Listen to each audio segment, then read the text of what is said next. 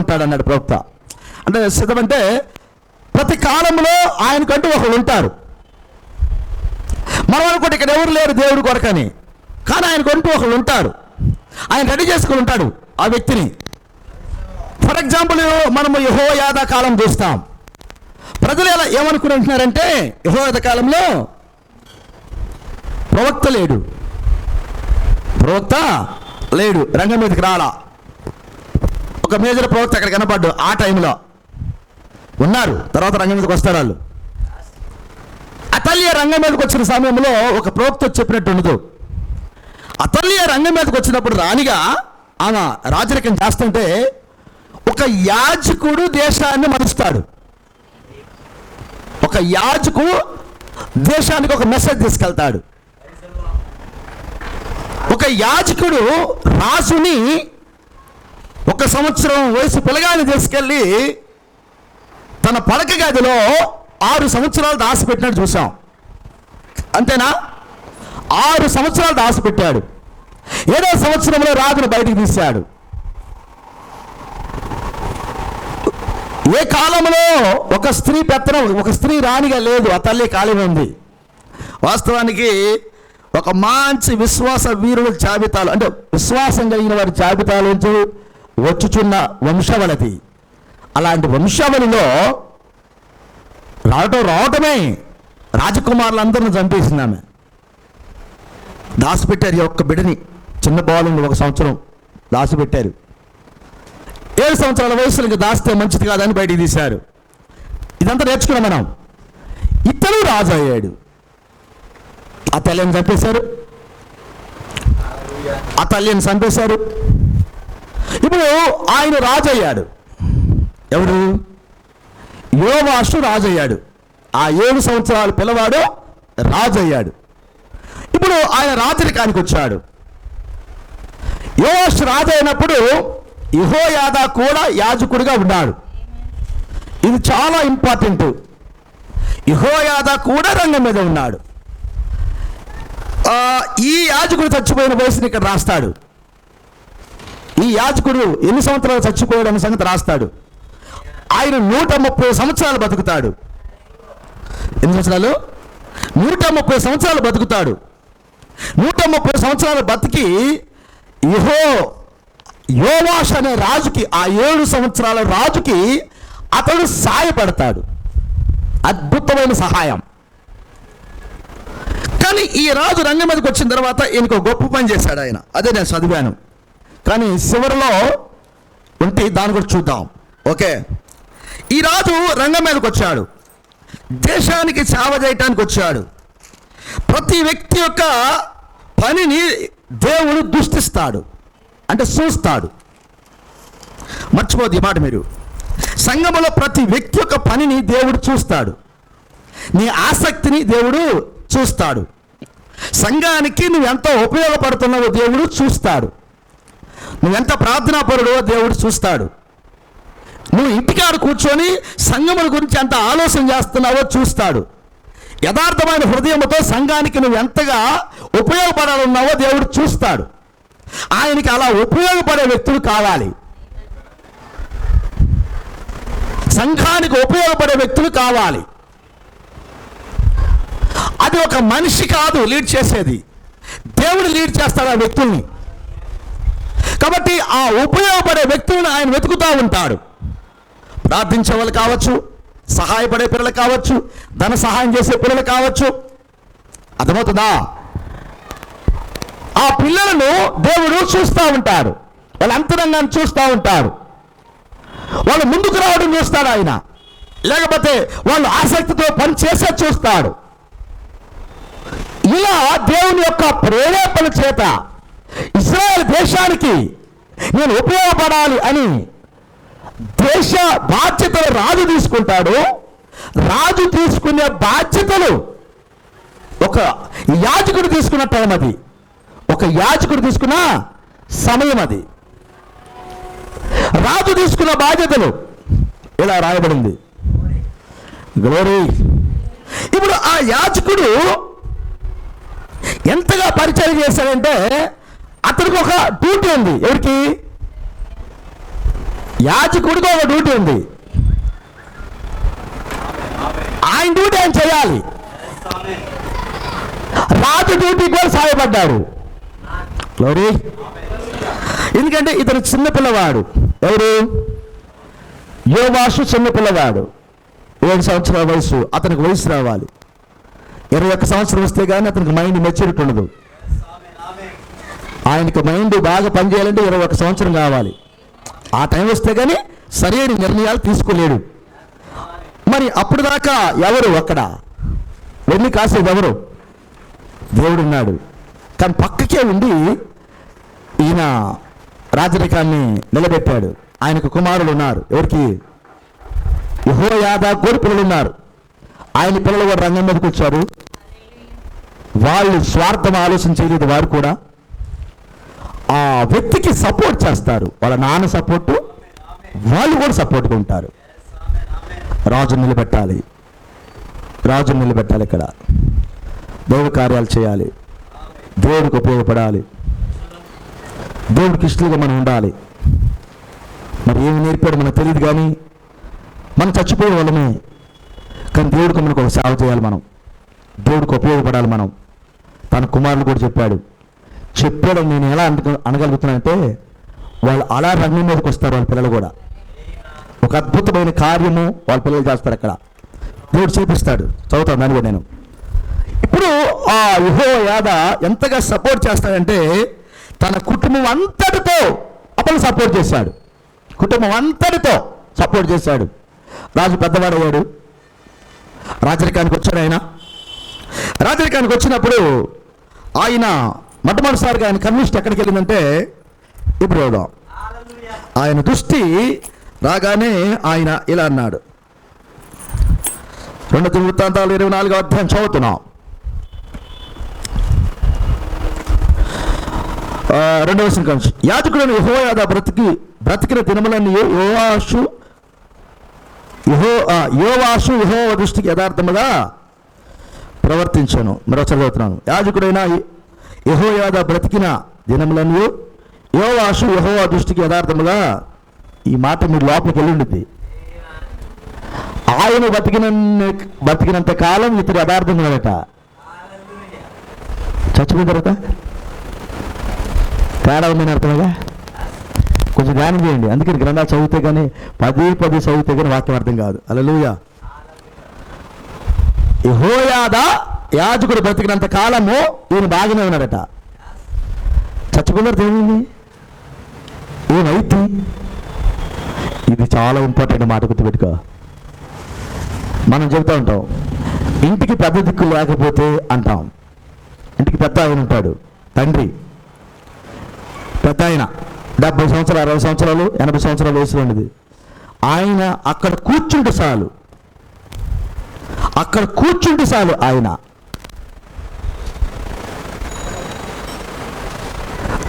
పెద్ద ఆయన ఉన్నాడు ఇంట్లో. వాళ్ళ నాన్న ఉన్నాడు. ఊరు మొత్తం ఆలోచన చేసిద్ది మన ఇంటికి రావాలంటే. ఊరంతా ఆలోచన చేసిద్ది మన ఇంటికి రావాలంటే. ఎందుకు తెలిసిన? పెద్ద ఆయన ఉన్నాడు, పద్ధతి కలిగిన వాళ్ళు. అతడు ఈ 80 సంవత్సరాలు ఏం చేశాడో ఊరు మొత్తానికి తెలుసు.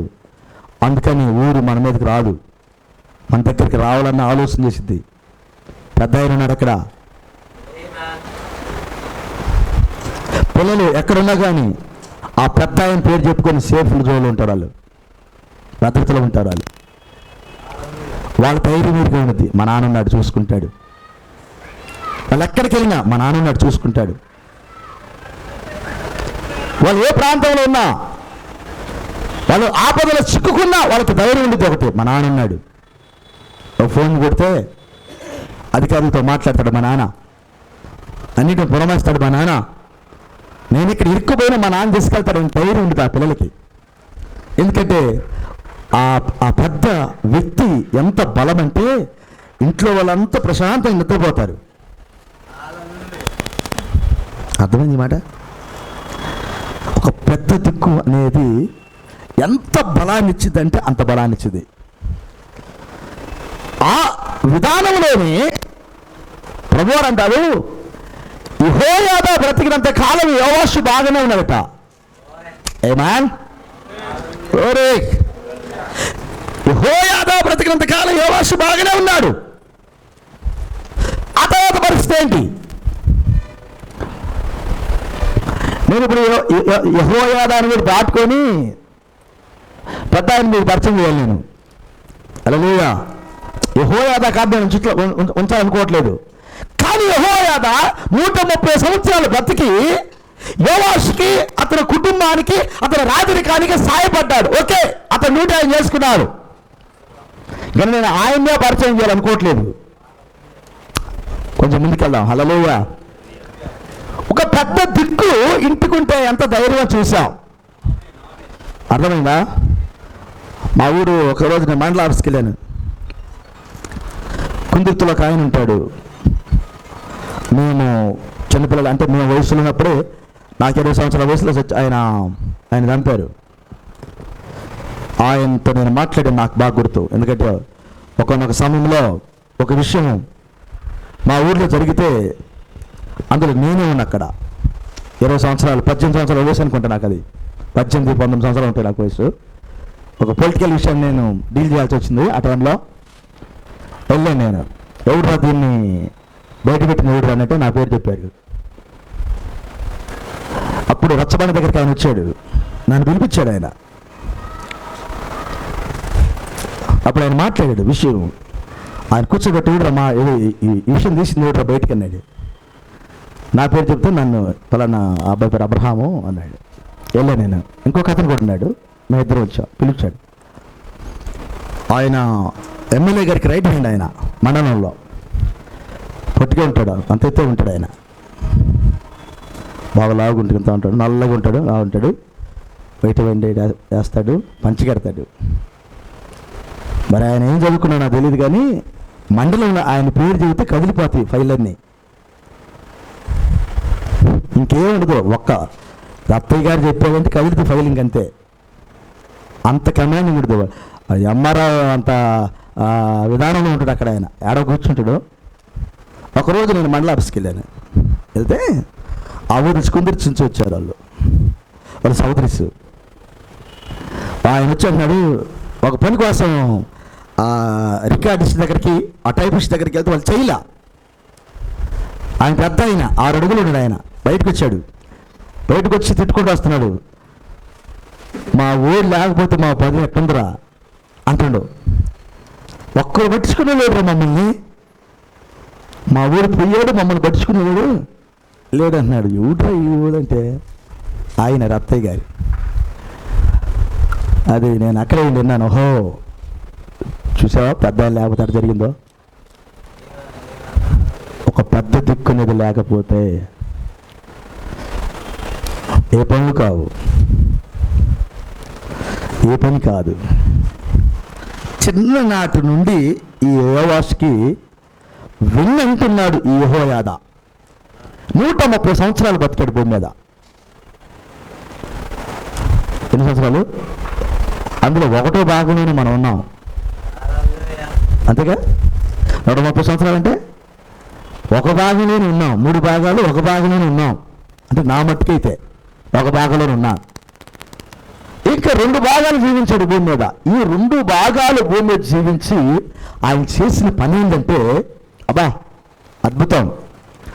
నేను ఎందుకు ఆయన అంతగా తాకిందంటే, అతను కాదు, అతని పిల్లలు కూడా రంగం మీదకి వచ్చారు. ఏం కుటుంబం సార్ అది?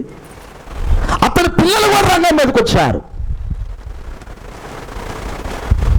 ఈ సమయంలో యోవాషుకు ఒక ఆలోచన కలిగింది. చదువుదాం. యెహోయాదా అతనికి 2 భార్యలను పెళ్లి చేశాను. అసలు ఇతను పెళ్లి చేసింది కూడా ఈయనే. ఈ యాజకుడే పెళ్లి చేశాడు. ఆ రోజున బహుభార్య తత్వం ఉంది. 2 భార్యలు చేశాడు. అతని కుమారులను కుమార్తెలను కనెను.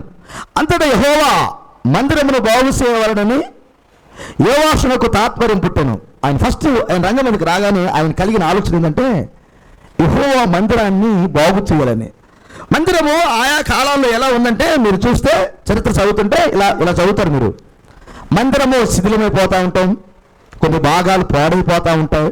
వాటిని కడతా ఉన్నారు, వాటన్నింటినీ బాగు చేస్తూ ఉంటారు. ప్రతి కాలంలో ఉంది. అయితే ఈయన కాలంలో కూడా అక్కడక్కడ పాడైపోయింది మందిరం. ఆ పాడైన శిథిలమైన వాటిని చూడలేదు, అంటే పట్టించుకోలేదు. అది రాజుగారు పట్టించుకుంటేనే జరిగింది. కాబట్టి అదంతా ఆయన రంగంలోకి వచ్చి చూశాడనమాట, అన్ని పడిపోయి ఉన్నాయి. ఇప్పుడు దాన్ని కట్టాలన్న తాత్పర్యం కలిగింది, ఆ మందిరాన్ని బాగు చేయాలన్న తాత్పర్యం కలిగింది. అంతరంగంలో ఆశ పుట్టింది ఆయనకి. ఏనా మందిరం బాగు కావాలి అనే ఆలోచన కలిగింది. ఈరోజు మందిరం ఎక్కడ ఉంది? ఈరోజు మందిరం ఎక్కడ ఉంది? నువ్వేనా మందిరం? నువ్వేనా మందిరం? అట్లయితే నిన్ను బాగు చేసుకోవాలన్న ఆలోచన ఇప్పుడు కలిగిందా నీకు? నిన్ను బాగు చేసుకోవాలని ఆలోచన ఇప్పుడు కలిగిందా? మనకు చెప్పబడింది, నా మందిరాన్ని పాడు చేస్తే నేను నిన్ను పాడు చేస్తానన్నాడు. నిన్ను పాడు చేయటం అంటే ఏంటి? నిన్ను పాడు చేయటం అంటే ఏంటి? నా మందిరాన్ని పాడు చేస్తే నిన్ను నేను పాడు చేస్తానన్నాడు. ఆయన మందిరము మన శరీరం. ఈ శరీరాన్ని దేవుడికి వాడకుండా నువ్వు వాడుకుంటే నిన్ను పాడు చేస్తా. ఇది దేవుడి మందిరం, మంది కాదు, ఇది కొనుక్కున్నాడు ఆయన. దీన్ని నా కోసం ఉపయోగించాలి, నువ్వు వాడితే పాడు చేస్తా అన్నాడు. ఒకవేళ కానీ ఈ శరీరంతో పాపం చేస్తే దాని యొక్క ఫలితం నేను పాడు చేస్తా. ఈ శరీరంతో ఇష్టానుసారంగా మాట్లాడితే నువ్వు వాడుకొని నీ ఇష్టానిగా నీ సొంతానికి కానీ దీన్ని కానీ ఏదైనా ఉపయోగిస్తే నేను నిన్ను పాడు చేస్తా. కాబట్టి దీనిని నాకే వాడాలి. అది క్రైస్తవ్యం, అది క్రైస్తవ్యం. ఈ శరీరాన్ని మనం వాడుకోవడానికి వీలు లేదు. ఎత్తబడాలంటే ఈ శరీరము మార్చబడాలి, అది ఎత్తబాటు. ఎత్తబాటు అంటే ఈ శరీరం మార్పు. ఆల్రెడీ మన ఆత్మక విమోచన అయిపోయింది, అది అయిపోయింది. మనకి విమోచన కార్యక్రమం కావాల్సిన ఆ రక్తంతో శుద్ధి చేసే పనంతా అయిపోయింది. రక్షణ క్లోజ్ అయిపోయింది. ఆత్మ కూడా ఎత్తబడింది. ఒక మాట చెప్పాలంటే ఆ ఆత్మ కూడా ఆయనతో పాటు ఉండిపోయింది. ఇప్పుడు ఎత్తబాటు ఏదో తెలిసినా, ఈరోజు ఎత్తబాటు ఏదో తెలిసినా ఈ శరీర మార్పు. ఈ శరీరం మారాలి, అది ఎత్తబాటు. ఒకవేళ చచ్చిపోతే సమాజం వచ్చి లెగవాలి, అది పునరుద్ధానం. అయితే ఇప్పుడు ఈ శరీరం మార్పు జరగాలి. ప్రపంచం అంతా ఎదురు చూస్తుంది ఈ శరీర మార్పు కోసమే, ఈ ఎత్తబాటు కోసమే. ప్రతి కాలంలోనూ ప్రవక్త ఎదురు చూస్తుంది కూడా దీని కోసమే. ఈరోజు వధువు ఎదురు చూస్తుంది కూడా దీని కోసమే. అట్లయితే ఈ శరీరము ఎత్తబడాలంటే ఈ శరీరము పూర్తిగా దేవుడి స్వాధీనం అవ్వాలి. ఒకవేళ కానీ ఈ శరీరం కానీ దేవుడి స్వాధీనం కాకపోతే, ఈ శరీరం దేవుడు వాడుకోకపోతే, ఈ శరీరం దేవుడికి ఉపయోగించకపోతే, దీన్ని వాడుకుంటే దేవుడు నిన్ను పాడు చేస్తానన్నాడు. దాని అర్థం ఏంటి? నేను నిన్ను పాడు చేస్తానన్నాడు. నువ్వెవరివి? నీ విలువేంటి అసలు? నీ విలువేంటి అసలు చెప్పు. ఇప్పుడు నేను నిన్ను పాడు చేస్తానన్నాడు అంటే దాని అర్థం ఏంటి? నువ్వు పాడవటం అంటే అర్థమైంది. నువ్వు పాడవటం అంటే అర్థమైంది.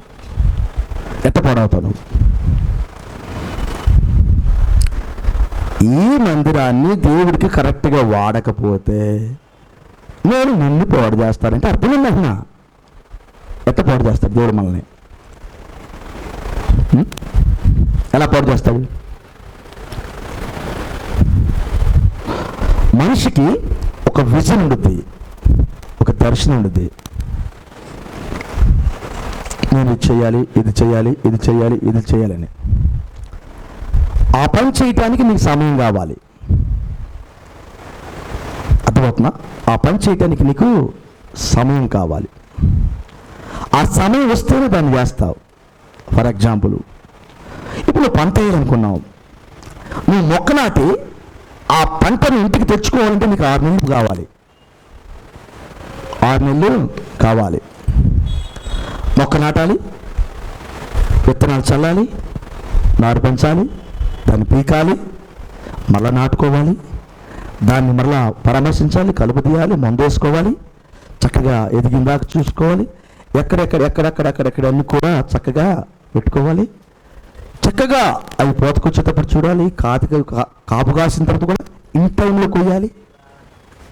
పంట పడిన తర్వాత కూడా తూలిపోయి కోస్తే మరలా చేతికి రాదు, అది తోలక ముందు కొయ్యాలి. ఇదంతా కూడా ఆ సమయం 6 నెలల్లో ఇదంతా జరిగిపోద్ది. అది కరెక్ట్గా చేయాలి.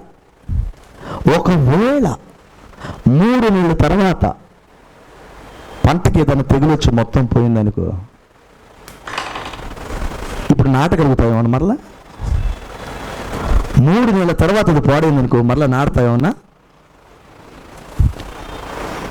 ఎందుకు నాటలేవు? నీకు సమయము లేదు, పంటను తీసుకోవడానికి సమయము లేదు.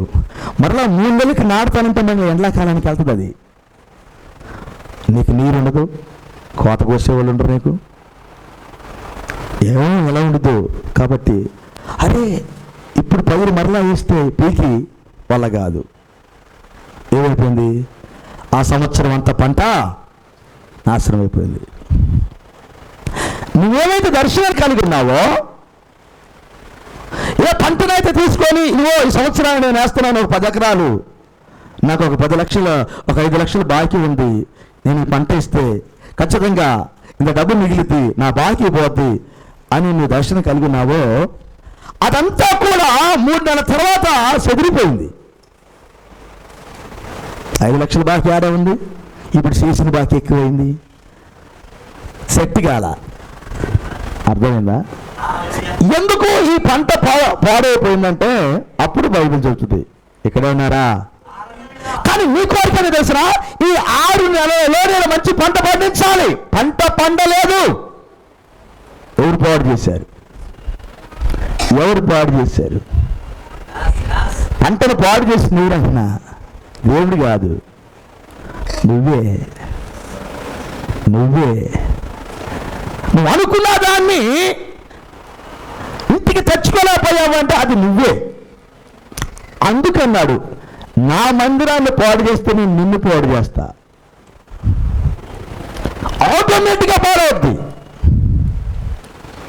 అంటే మన జీవితంలో మనకున్న దర్శనం, మనకున్న మనం ఒకటి అనుకున్నప్పుడు, దాన్ని సాధించాలనుకున్నప్పుడు, దాన్ని చక్కగా ఇన్ టైంలో దాన్ని సాధించాలి, కరెక్ట్గా దాన్ని ముందుకు వెళ్ళాలంటే, ఇదిగో ఒక క్రైస్తవుడిగా ఈ మందిరాన్ని చాలా జాగ్రత్తగా కాపాడాలి, ఈ శరీరాన్ని చాలా జాగ్రత్తగా కాపాడాలి.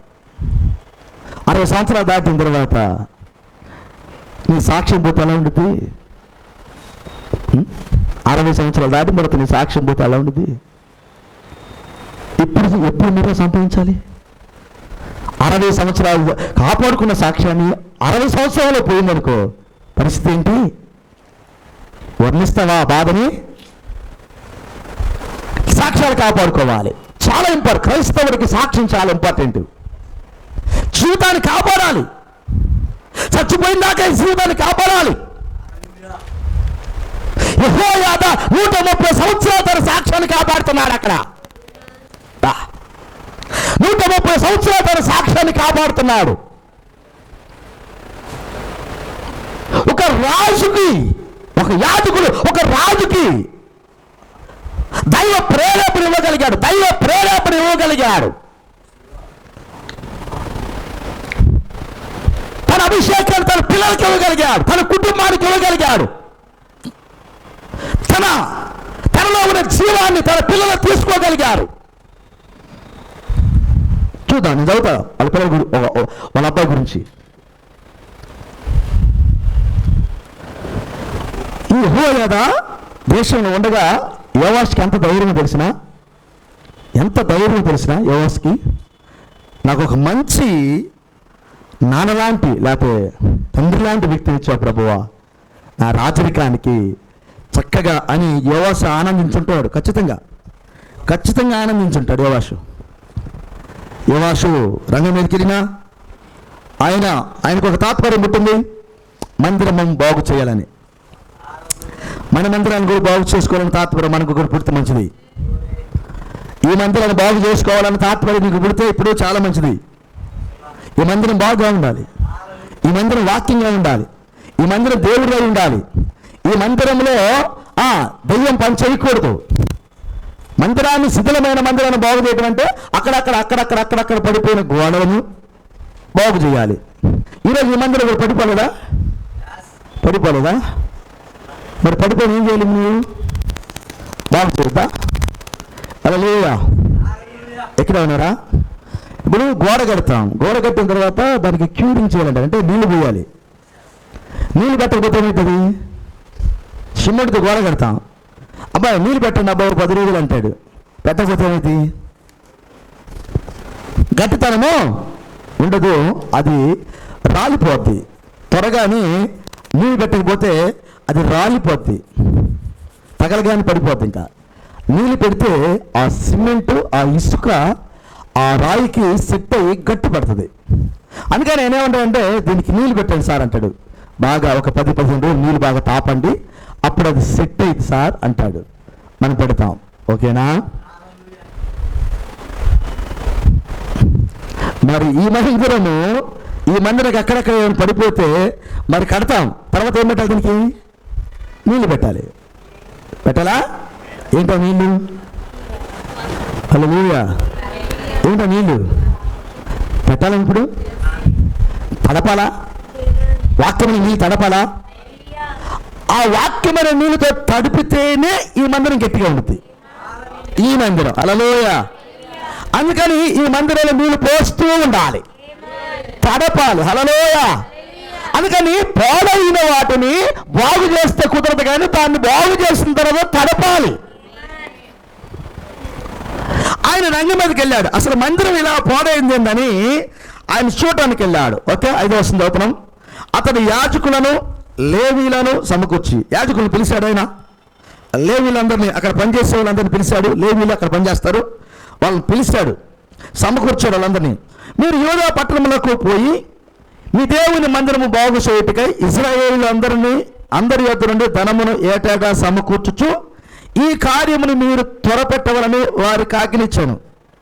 ఇప్పుడు పట్టణానికి వెళ్ళండి, యూదా పట్టణానికి వెళ్ళండి, ఇశ్రాయేల్ దగ్గరికి వెళ్ళండి, వాళ్ళందరి దగ్గరికి వెళ్ళి చెప్పండి, ఇప్పుడు మందిరం మనం కట్టాలి కాబట్టి ఆ మందిరాన్ని కట్టడానికి కావాల్సిన కానుకలు లేదా ఆ ధనాన్ని సమకూర్చడానికి వాళ్ళందరికీ చెప్పండి అని ఆజ్ఞ జారీ చేశాడు ఆయన. హల్లెలూయా!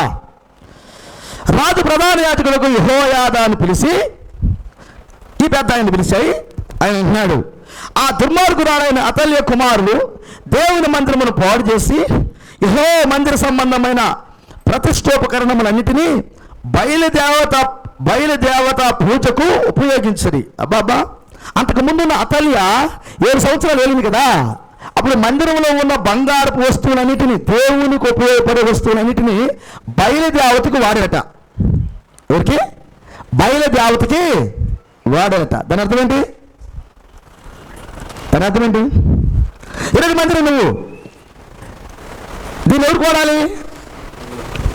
యేసుక్రీస్తుకు వాడాలి, పరిశుద్ధాత్మ వాడుకోవాలి, వాక్యం వాడుకోవాలి. ఈ మందిరాన్ని, ఈ శరీరాన్ని వాక్యం కాకుండా ఈ భూలోకములు ఏ దేనికి వాడిగా అది బయలుకు వాడినట్టే. బయల అనే దేవత మరొక రూపములు ఇప్పుడు భూమి మీద ఉంది. దెయ్యానికి చాలా పేర్లు ఉన్నాయి. మన హిందూ ధర్మశాస్త్ర ప్రకారంగా 33 కోట్ల దేవతలు ఉన్నారన్నాడు. ఉన్నారా? ఉన్నారు కదా. మరి 33 కోట్ల దేవతల పేర్లు చెబుతావు నువ్వు? ఒక 30 మంది కూడా చెప్పలేవు, కోట్లు పక్కన పెట్టు, అంతే కదా. చెబుతావా? 33 కోట్ల మంది ఉన్నారట, ఒక 30 మంది వరుసగా చెబుతావా? నువ్వు చెప్పలేవు. ఇక 100లోనే చెప్పలేవు, 1,000, లక్షల, కోట్లు ఎవరు చెప్పాలి? దాని అర్థం ఏంటి తెలిసిన? ఏంటి? చెట్టును, గుట్టను, జంతువులను, పక్షులను, చివరికి మనుషులను అందరినీ దేవతలు చేసినది ఎవరు? సైతాను. అబ్బాబ్బాబ్బా, అందరినీ దేవతలు చేసి పడేసింది. ఎక్కడికి వెళితే అక్కడ దేవత, ఎక్కడికి వెళితే అక్కడ గుట్ట కనబడితే దేవత, చెట్టు కనబడితే దేవత, రాయి కనపడినా దేవత, అర్థం కదా, కుక్క కనపడినా దేవత. అర్థమైందా? దాని మెడలో ఏదో నేసుడు 2 బొట్లు పెడితే దేవత అయిపోద్ది. మేక కనపడితే దేవత. అందరినీ దేవతం చేసేసింది. హల్లెలూయా. ఆ సృష్టిని దేవతం చేసింది. ఆహా, దేవుని మహిమ కలుగును గాక. బైబిల్ ఒక మాట ఉంది, చాలా బాగుంది. ఆ మాట చదువుదామా. రోమిలకు రాసిన పత్రికలో ఒక మాట ఉంది, మీరు దాన్ని చదివి ఉంటారు చక్కగా. అయినా మరొకసారి చదువుదాం. 1వ అధ్యాయం, రోమిలకు రాసిన పత్రిక 1వ అధ్యాయం. మన హల్లెలూయా. 1వ అధ్యాయము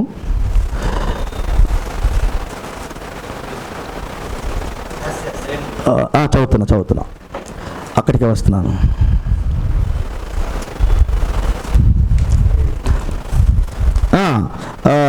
మొత్తం చదువుకుంటూ వస్తే బాగుంటుంది. 20 వర్షం కానీ చదువుతున్నాం. ఆయన అదృశ్య లక్షణములు అనగా ఆయన నిత్య శక్తియు దేవత్వమును జగదుత్పత్తి మొదలుకొని సృష్టింపబడిన వస్తువులను ఆలోచించుట వలన తేటపడుచున్నవి గనుక వారు నిరుత్తరులై ఉన్నారు. మరియు వారు దేవుని ఎరిగి ఆయన దేవునిగా మహిమపరచలేదు, కృతజ్ఞతాస్తుతులు చెల్లింపును లేదు కానీ తమ వాదముల యందు వద్దులేరు. ఇది సృష్టిలో నేను చేయాల్సిన పని ఏంటంటే, వారు దేవుని ఎరిగి దేవుని మహిమపరచలా, కృతజ్ఞతాస్తుతులు చెల్లించలా. మహిమపరిచే డ్యూటీ, కృతజ్ఞతాస్తుతులు చెల్లించే డ్యూటీ మంది. అది చెయ్యాలి. ఇప్పుడు మనం ప్రతి విషయంలో దేవునికి కృతజ్ఞతాస్తుతులు చెల్లించాలి, అది మన డ్యూటీ. ఆయన మహిమపరచాలి, అది మన డ్యూటీ. అదేం చెయ్యాలా, అది దేంతో చేయాలి? కృతజ్ఞతాస్తుతులు ఈ శరీరంతోనే, మహిమపరిచేది ఈ శరీరంతోనే. అది నువ్వు చేయాలా. ఒకవేళ దేవుడికి చేయకపోతే ఎవరు చేస్తున్నట్టు ఈ శరీరంతో? ఈరోజు విలువైన సమయం వచ్చింది, 24 గంటలు. 24 గంటల దేవుడికి మహిమ లేకపోతే, దేవుడికి ఆరాధన లేకపోతే నీ శరీరంతో మరి ఎవరికి వెళ్ళట్టు? అది డాక్టర్ మాట అంటాడు, భూమి మీద ప్రతిరోజు ఒక డ్యూటీ చేస్తావు. ప్రతిరోజు 24 గంటలు దేవునికి సమయం ఇచ్చినప్పుడు ఆ రోజులో నువ్వు దేవుడికన్నా ఆరాధన చేయాలి, లేకపోతే దెయ్యానికన్నా ఆరాధన చేయాలి. ఖాళీగా మాత్రం ఉండవన్నాడు. నువ్వు దెయ్యానికన్నా ఆరాధన చేయాలి, దేవుడికైనా ఆరాధన చేయాలి. ఖాళీగా ఉండడానికి అవకాశమే లేదు. నువ్వు అనుకోవాల్సిన ఖాళీగా లేదు, ఖాళీగా ఉండలేవు. అసలు ఈ శరీరం భూమి మీదకి వచ్చిందే దేవుణ్ణి మహిమపరచడానికి, దేవుణ్ణి ఘనపరచడానికి, దేవుణ్ణి స్తుతించడానికి, ఆయన గుణ లక్షణాలు లోకానికి చెప్పడానికి, చూపించడానికి. నీకు నాకున్న ఆయుధమే ఈ శరీరం. ఈ శరీరం ద్వారా ఏదో చూపించాలి. ఒకవేళ చూపించట్లేదు అంటే దాని అర్థం తెలిసిన, నువ్వు దెయ్యానికి సాగు చేస్తున్నావు అర్థం, దెయ్యానికి లోబడుతున్నావు అర్థం, దెయ్యాన్ని మహిమపరుస్తున్నావు అర్థం. అందుకని నీ శరీరముతో దేవుడిని ఆరాధన చేస్తున్నావా లేదన్న సంగతి నీకు అర్థం కావాలి. ఇది దేవుడికే మహిమ చెల్లించాలి శరీరం. చదువుదాం, ఇంకా చదువుదాం. ప్రజలా, వారి అవివేక హృదయము అంధకారమయమాయను, తమ జ్ఞానము మనం చెప్పుకొనుచు బుద్ధిహీనులేరి. వారు అక్షరులకు దేవుని మహిమను క్షేమగు మనుషులకు, పక్షులకు, చతుష్పాద జంతువులకు, పురుగుల యొక్క ప్రతిమా స్వరూపములుగా మార్చిరి. అబ్బా, ఇక్కడే ఈ విగ్రహారంతా రంగం మీదకి వెళ్ళిపోయింది. దేవాతి దేవుని మహిమపరచాల్సిన పోయి ఇక సృష్టిలో ఉన్న ప్రతిదీ దేవుళ్ళు అయిపోయారు వాళ్ళకి. అర్థమైందా? అదే చెబుతున్నాడు ఆయన. హల్లెలూయా. ఈ హేతుచేత వారు తమ హృదయముల దురాశలను అనుసరించి తమ శరీరములను పరస్పరము అవమానపరుచుకున్నట్లు దేవుడు వారిని అపవిత్రగా అప్పగించాను. అట్టివారు దేవుని సత్యమును అసత్యమునకు మార్చి సృష్టికర్తకు ప్రతిగా సృష్టమును పూజించి సేవించిరి. సృష్టికర్తకు ప్రతిగా సృష్టమును పూజించి సేవించిరి. యుగయుగముల వరకు ఆయన స్తోత్రార్హుడై ఉన్నాడు.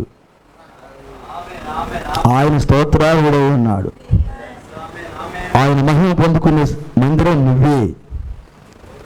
మరి ఇంత విలువైన ఈ శరీరాన్ని ఇక్కడ ఉన్నారా దేవుడికి మహిమ చెల్లించకుండా, దేవుణ్ణి ఆరాధన చేయకుండా ఖాళీగా ఉందంటే దాని అర్థం ఏంటి?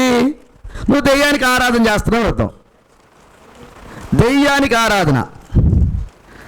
నీ శరీరం మీద దేవుడికి అధికారం లేదంటే అది నీ కులాన్ని చూసి భయపడవచ్చు, నీ డబ్బును చూసి భయపడచ్చు, నీ అంద సౌందర్యాలు చూసి భయపడచ్చు. అమ్మా నువ్వు బంగారం పెట్టుకుంటే పోలే అందంగా ఉంటావమ్మా.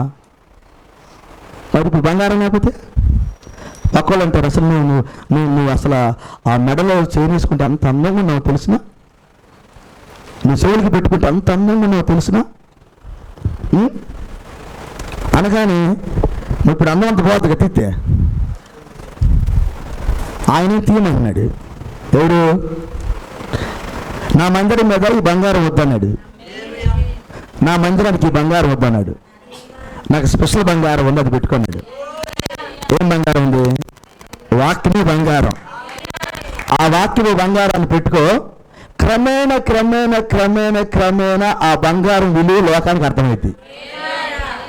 ఈ బంగారం అయితే ఒకసారి తలుక్కుని మెరిసిద్ది, ఆ బంగారం అట్ట మెరవదు, అది ప్రకాశించిద్ది. హల్లెలూయా. లోకంలో బంగారమే మెరిసిద్ది, కానీ వాక్య బంగారం మెరవదు, అది ప్రకాశించిద్ది అన్నాడు. హల్లెలూయా. కాబట్టి ఆ ప్రకాశమైన ఆ వెలుగు నీ లోపల నుంచి వెళ్ళాలంటే ఆ బంగారాన్ని పెట్టుకోవాలి, ఆ బంగారంతో ఉండాలి. ఇలాచి అన్న వాళ్ళు రేపటి అంటారు, అమ్మా అమ్మా ఒక నీ అడుగులు మా ఇంట్లో పెట్టమ్మా. రేపొద్దున అంటారు, అమ్మా కొంచెం నా కొరకు ప్రార్థన చేయమ్మా. నువ్వు మాట్లాడితే నువ్వు ప్రార్థన చేస్తే మాకు నెమ్మదిగా ఉంటామ్మా. అమ్మా రాని నిన్ను అడుగుతారు వాళ్ళు, ఎలుగులేసిన బంగారం ఉంది నీ దగ్గర. ఇంతగా ఉపయోగించుకోవాలని దేవాది దేవుడు అది నీకు ఇచ్చాడు ఆయన.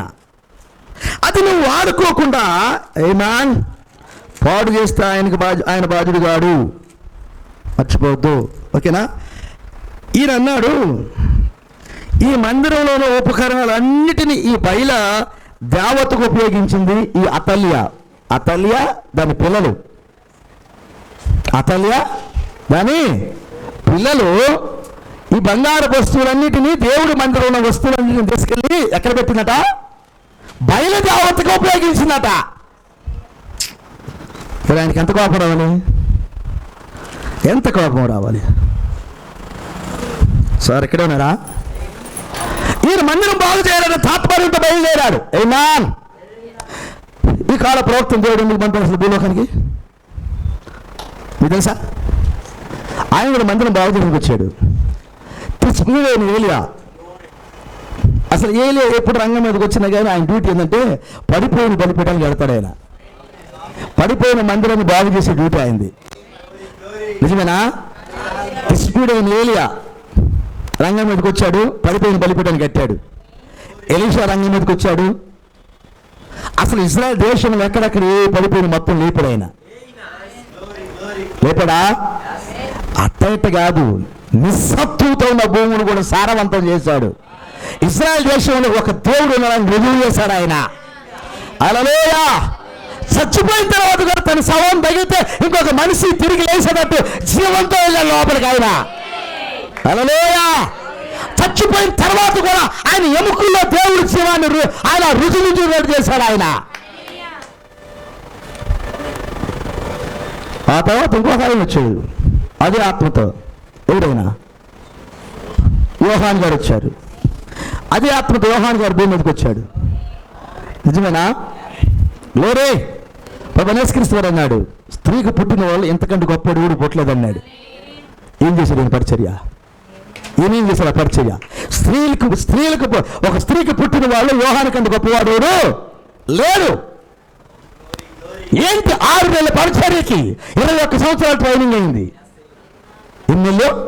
6 నెలల పరిచర్యకి 21 సంవత్సరాల ట్రైనింగ్ అయింది. ఇప్పుడు మనం ఎంత ట్రైనింగ్ తీసుకోవాలి? ఆయన ప్రవక్త నుండి 21 సంవత్సరాల ట్రైనింగ్, 6 నెలల పరిచర్యకే.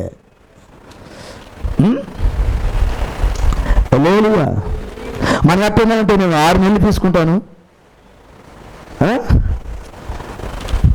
ఇప్పుడు కొంతమందికి 6 నెలలు వెళ్ళలేదు, డినామినేషన్ అయితే 6 నెలలు వెళ్ళలేదు. నెల చాలు మాకు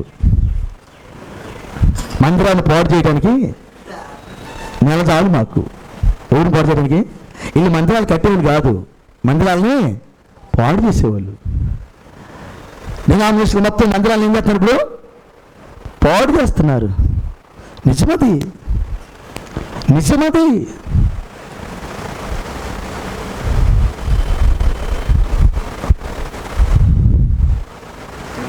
మందిరాలు పాడు చేసేవాళ్ళు ఎక్కువయ్యారు. ఒక మానవుడికే మనకే ఇంత బాధగా ఉంటే మందిరం పాడవుతుందని సృష్టికర్తకి ఎట్టుండాలి చెప్పండి? చెప్పాలి ఎంత ఆయనకి ఎంత ఉండాలి సృష్టికర్తకి? మీకు తెలుసు, మన కాల ప్రవక్త చెప్పాడు, రాజు బెల్షస్సర్ కాలంలో దానియేలు అనే ఒక ప్రవక్త ఉన్నాడు. అక్కడ తన మంత్రులతో 1000 మంది మంత్రులతో ఆయన విందు చేస్తుంటే ఆయనకు ఆల్రెడీ కొన్ని వస్తువులు ఉంటే వస్తువుల్లో మందు తాగుతూ ఉన్నారు. ఇవి సాలక యెహోవా మందిరంలో వస్తువులు, ఆ కాలంలో ఉన్న బంగారపు వస్తువులు వాళ్ళ నాన్న నెబుకద్నెజరు తీసుకెళ్ళి వాళ్ళ రాజనగరంలో పెట్టుకున్నాడు. యెరూషలేము నుంచి తీసుకొచ్చిన ఆ దేవుని మందిరంలో ఉన్న ఆ బంగారపు గ్లాసులని అవి తీసుకురండి రా తాగుదామన్నాడు. బంగారపు గ్లాసులు తీసుకొచ్చారు అక్కడికి. అందులో పోయండి ద్రాక్షరసం తాగుతాం మేము అన్నాడు. వాళ్ళు మామూలు గ్లాసులు తాగినంతసేపు ఆయన ఏమల్లా. వాళ్ళు రాకని రోజు డాన్స్ చేస్తూ ఉన్నారు, శ్రీస్ అంటా ఉన్నారు. అక్కడ ఆడపిల్లలు ఉన్నారు, మగపిల్లలు ఉన్నారు, ఊగుతూ ఉన్నారు, తాగి తందనాలు ఆడుతూ ఉన్నారు. డీజే సౌండ్లు కూడా అక్కడ ఉన్నాయి. ఆయన అంత తాగిలే వల్ల ఆయన అంత తాగిలేయలేదు. ఎప్పుడైతే ఆ మందిరంలో ఉన్న ఆ దేవుని యొక్క వస్తువులు తీసుకొచ్చి అక్కడ పెట్టి ఇందులో పోయిండ్రా అని ఎప్పుడైతే ఆ గ్లాసుల్లో పోసాడో అప్పుడు రంగం మీదకి వచ్చాడు ఆయన. అప్పుడు రంగం మీదకి వచ్చాడు ఆయన. మంచి వెలుగున్న గోడ దగ్గరకు వచ్చి గోడ మీద ఒక చెయ్యి రాస్తా ఉంది. అక్కడ ఎంత తాగిండు, ఎంత కాస్ట్లీ ముందు తాగిండు ఆ బెల్షస్సరు. తాగిన మొత్తం దిగింది అవుతున్నాయి. ఇందులో చెయ్యవుతురా అన్నాడు. ఎవరిదనయ్యా? చెయ్యనా? చెయ్యే. రాస్తుందా? రాస్తుంది. ఎవరు చెయ్యది? ఎవరిదో తెలియదు చెయ్యి. రాశాడు. రాశాడయ్యా. ఏంటాక ఆ రాతేందన్నాడు. నాకు అర్థం కాలేదయ్యా. తాగిన వాళ్ళకి మీకెట్ట అర్థమవుతురా? తాగిన తెలుసుకురండి. ఎందుకంటే మీరు ఒకరితో వస్తారు మీరు. కాబట్టి మంచిగా ఉన్న వాళ్ళకి ఏంటంటే ఆ దేశంలో ఉన్న మంచి జ్ఞానులు అక్కడికి వచ్చారు. చదవంటారా దాన్ని అన్నాడు. చదవంటారా దాన్ని అన్నాడు. మా వల్ల కాదు సార్ అన్నాడు. అదేంద్రా ఇది అర్థం కాని భాషలో ఉందండి. జ్ఞానులు ప్రపంచంలో ఉన్న భాషలో మీరు ఎరిగినవారు కదా, మీరు జ్ఞానులు. ఆయన అన్నాడు ప్రపంచంలోనే ఈ భాష లేదయ్యా.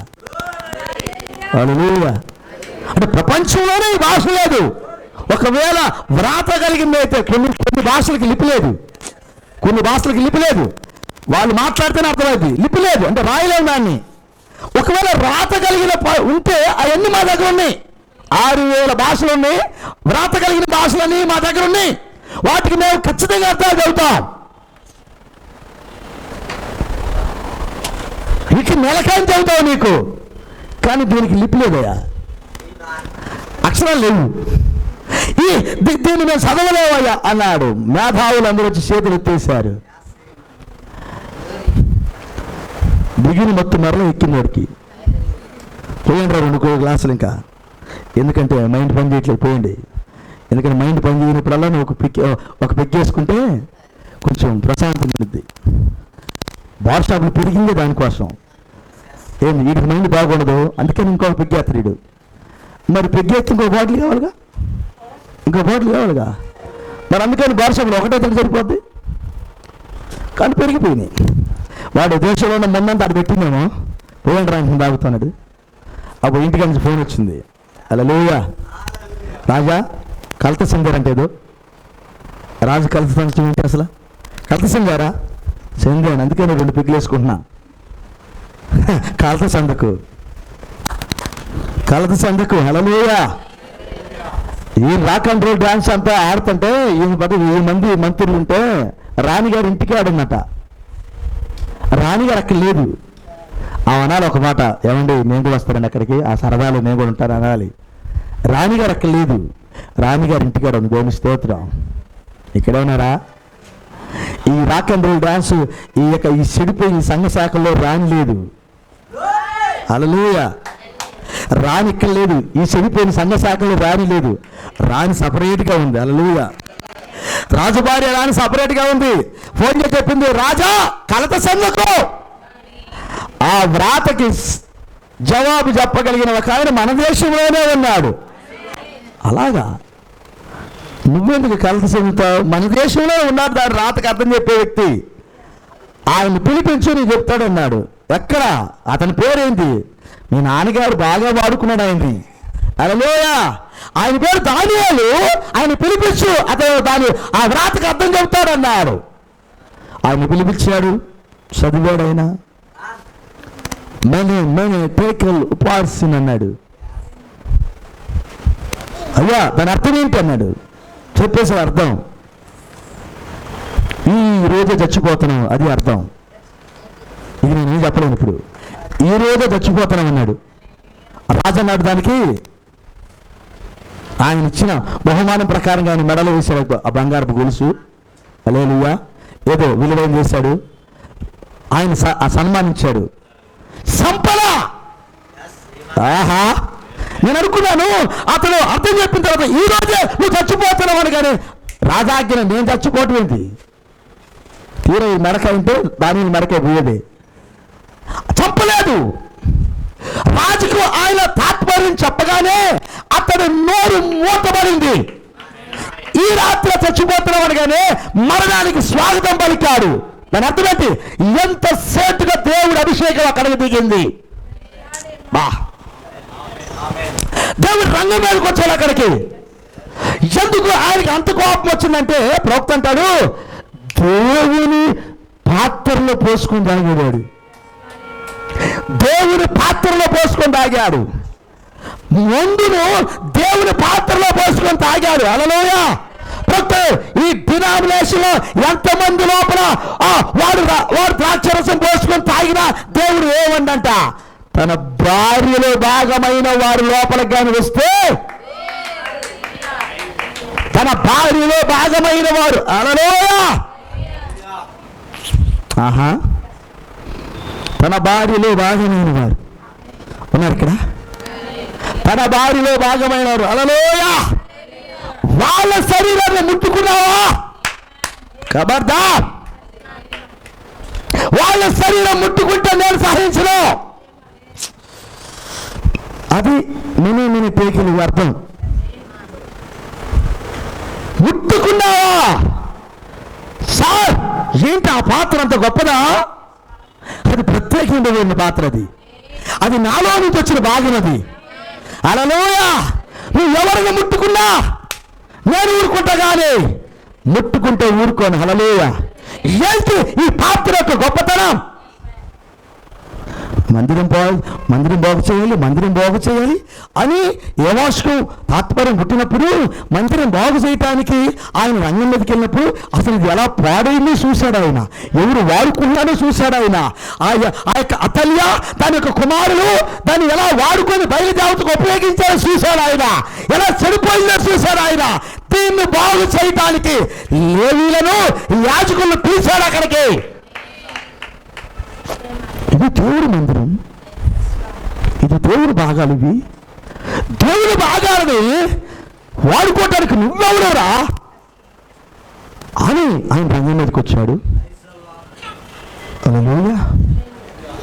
ఈరోజు మనం దేవుడి భాగాలైతే, మనం దేవుడి భాగాలైతే మనలను దెయ్యం వాడుకోవటం దేవుడు ఇష్టపడతాడా? దానియేలు గ్రంథంలో రాయబడిన 5వ అధ్యాయం రాయబడిన ఆ సందర్భం ఎవరితో తెలిసినా మందే. భక్తుడు మనతో అన్నాడు. అక్కడున్న వస్తువులు మనమే ఉన్నాడు ఆయన. ఆయనకి ఎప్పుడు కోపం వచ్చిందంటే ఆ వస్తువులో ద్రాక్షరసం పోసినప్పుడు నీ లోపల చెడు బోధ తప్పుడు సిద్ధాంతాలు పోస్తూ ఒక్క నిమిషంలో ఆయన అంటే ఆయన సహించలేక ఆయన నీకు నేను వధువుని, నేను దేవుడి చేత ఏర్పాటు చేయబడిన వ్యక్తిని, దేవుడు నన్ను కొన్నాడు, నేను ప్రత్యేకించబడిన వ్యక్తిని నీకు అర్థమైన తర్వాత నీ లోపలికి తప్పుడు సిద్ధాంతం వస్తే ఆయన సహించలేడు. ఊరుకోడు అసలు ఆయన. హల్లెలూయా.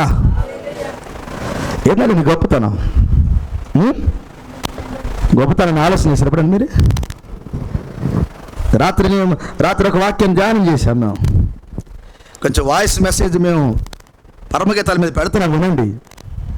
ఇంటికాడైనా మీరు మన పేర్లంతా దరిదాపు నేను అది మిస్సెస్ ఆడియోస్ అని ఒక గ్రూప్లో మిమ్మల్ని అందరినీ యాడ్ చేశాను. నేను పిల్లలు యాడ్ చేసాం. మనం ఆడియో మెసేజ్లు వస్తున్నాయి, అందులో పరమగీతాల మీద ప్రతి శనివారం మాట్లాడుతున్నాం. హల్లెలూయా. గత రాత్రి ఒక వాక్యం ధ్యానం చేశాం.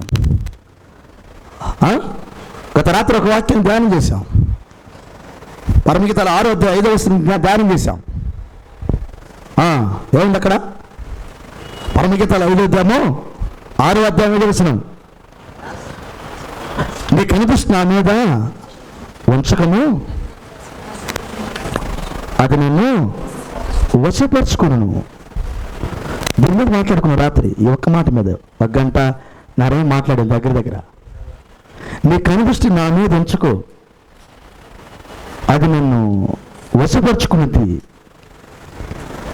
అని ఆ మాటను ఆయన కోరాడు. నా వైపు చూడకు, నువ్వు చూస్తే నేను వశపరుచుకుంటావు. వాస్తవానికి ఆయన అంది చూడొద్దని కాదు, చూడమని. నువ్వు వధువైతే చూసేదానికి వెళ్తే, వధువు కాకపోతే చూడొద్దన్నాడుగా. నువ్వు రానిపో, చర్చికి రానిపోయాక వేరేది, పొట్టు వేరేది. నీ కనుదృష్టి నా మీద ఉంచుకో, ఒకవేళ నీ దృష్టి నా మీదకి వస్తే నన్ను వశపరుచుకుంటావు. ఒక్క చూపుతో నువ్వు నన్ను వశపరుచుకున్నావు నా హృదయాన్ని అన్నాడా? ఎన్ని చూపులు అంటే ఏం చూపు ఈ అమ్మాయిది? ఏం చూపింది? కొందరికి టాలెంట్స్ ఉంటాయి. ఎవరికి? స్త్రీలకు ఉంటే పురుషులకు ఉంటే టాలెంట్స్ ఉంటాయి. ఒక్కసారి మాట్లాడితే చాలు నిన్ను మర్చిపోతాడు చేస్తారు వాళ్ళు. స్త్రీలకు ఉంటే ఆ టాలెంట్ పురుషులకు ఉంటుంది. నా మాట అర్థమైంది మీకు? ఒక్కసారి మాట్లాడటానికి అవకాశం ఇస్తే చాలు ఏంది నిన్ను తబ్బిబ్బు చేస్తున్నాడు, మర్చిపోతాడు చేస్తున్నాడు. వాడు మాట్లాడుతుంటే ఆడపిల్లలు కూడా అలాగే మాట్లాడాలి ఉన్నారు. నిజమది, అది టాలెంట్స్ అన్నీ. ఒక్కసారి ఎన్నోసార్లు కదా అవకాశం. ఒక్కసారి అవకాశం ఇస్తే జస్ట్ అటు లింక్ కలిపి చాలు. మిస్డ్ కాళ్ళు ఎంత ప్రమాదకరంగా వెళ్ళిపోయినా తెలుసు. కానీ ఎన్ని కథలు అన్నారు మీరు? మిస్డ్ కాల్, జస్ట్ మిస్డ్ కాలే కుటుంబాలు నాశనం మిస్డ్ కాల్తోనే. అక్కడ మిస్డ్ కాల్లో ఇంక మరి ఎంత నడిచి ఉండొచ్చు? మిస్డ్ కాల్ అడగనే మిస్డ్ కాల్ ఫోన్ చేద్దామని ఫోన్ చేశాడు, మాట కలిపాడు. సంవత్సరాలు వెళ్ళిపోయిందా ఆ మాటక. చూడకుండానే ప్రేమలోకి వచ్చింది, పెళ్ళిని కూడా అయిపోయింది. చూడాల మనుషులు చూసేసరిగా అర్థమైంది వీడికి భార్య ఉంది, ఆమెకు భర్తనాడని. మాటలు అయితే యవనస్తులాగే ఉన్నాయి. నాకు పెళ్లి కాలేదు, నీకు పెళ్లి కాలేదు. లేవలేదా ఎంటైనా చదువులా కానీ పేరు చెప్పలే నేను.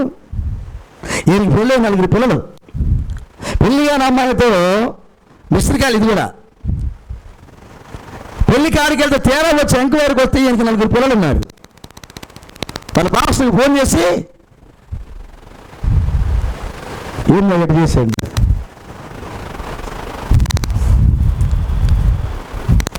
పేరు చెప్పండి. నేను నిజమేది. వాళ్ళ పాస్టర్తో మాట్లాడాడు. బ్రదర్ ఇది పరిస్థితి, ఇలాంటి ఆలోచన కూడా ఉంది బ్రదర్. కరెక్ట్గా ఆయన ముఖం అర్థంలో చూసుకుంటే ఆయన పడిపోతాడు. స్వరం చూడు ఎంత పని చేసిందో. స్వరమేగా, ముఖం కనపడదుగా, స్వరమేగా ఫోన్లో.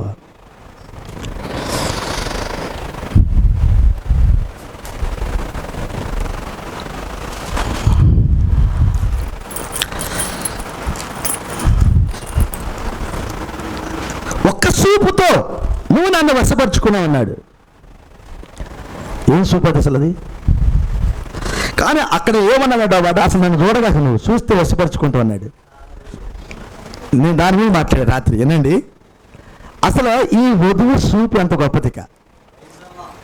నువ్వు చూడగాక నన్ను చూస్తే వశపరుచుకుంటావు అంటే అసలు ఈ చూపు ఎంత గొప్పది. అది సబ్జెక్ట్ ఇక్కడ. ఈ చూపు ఎంత గొప్పది. ఆ మాట అందు లోకంలో వీడు కాదు. సినిమా యాక్టర్ చిరంజీవి గారు కాదు, హిందీ యాక్టర్ రోషన్ కుమార్ గారు ఒకడు ఉన్నాడు, వీళ్ళు ఉన్నారు మంచి మంచి వాళ్ళు యాక్టర్లు, వాళ్ళు కాదన్న మాట. నిన్నటి చూడక వశపరుచుకుంటామని ఊరు తినేవాళ్ళు, కుక్కలు తినేవాళ్ళు, పక్షులు తినేవాళ్ళు, వీళ్ళు కాదు అందుకుంది. ఈ సృష్టికర్త అంటున్నాడు ఆ మాట. నువ్వు నన్ను చూడకు వశపరుచుకుంటావంటే ఏం చూపు సార్ అమ్మాయిది. ఆ సూపుని అసలు ఎలా డిజైన్ చేశాడు ఆయన, నాకు అర్థం కాలేదు. ఎలాంటి సూప్ అది? ఒక్కసారి చూస్తే వాక్యాన్ని వశపరుచుకునేదంట ఆ సూపు. 100 సార్లు చూసిన వశపరుచుకోవట్లా. ఏం సూపు మరి ఇంకా మనకుంది. 100 సార్లు చదివినా కానీ అర్థం కావట్లేదు పాస్టర్ గారు, అర్థం కావట్లేదు. ఏం సూపు అంటే ఇప్పుడు నీది? 100 సార్లు చర్చకు వచ్చిన వాక్యం అర్థం కావట్లేదు, 100 సార్లు బైబిల్ చదివిన వాక్యం అర్థం కావట్లేదు, 100 సార్లు మెసేజ్లు ఉన్నా కానీ చలనమే ఉండలేదు. ఏం అవయవాలు కలిగి ఉన్నాం మనం. కానీ ఆయన అంటున్నారు నువ్వు ఒక్కసారి చూస్తే చాలు నన్ను వశపరుచుకుంటావు, చూడకు. దాని అర్థం ఏంటంటే చూడు, అసలు అర్థం ఏంటి? చూడు. హల్లెలూయా. ఆయన చూడకుండా ఉండలేక ఆ మాట అన్నాడు చూడని. మరొక భాషలో చెబుతాడు ఆయన. అలాగే నాకు అలా అర్థమైంది. అంటే చూడద్దు కదా అంటే చూడు. ఒకవేళ ఆయన చూడొద్దని నేను చేసిద్ది ఏం కొన్ని గొప్పతనం అది. ఆయన వద్దు అన్నా కానీ ఎంటబడిద్ది. హల్లెలూయా. అత్తమ్మ రావద్దనొద్దు, వెళ్ళిపోయింది. అత్తమ్మ నువ్వు రావద్దనొద్దు, నువ్వు రావద్దనే నేను వస్తా. హల్లెలూయా.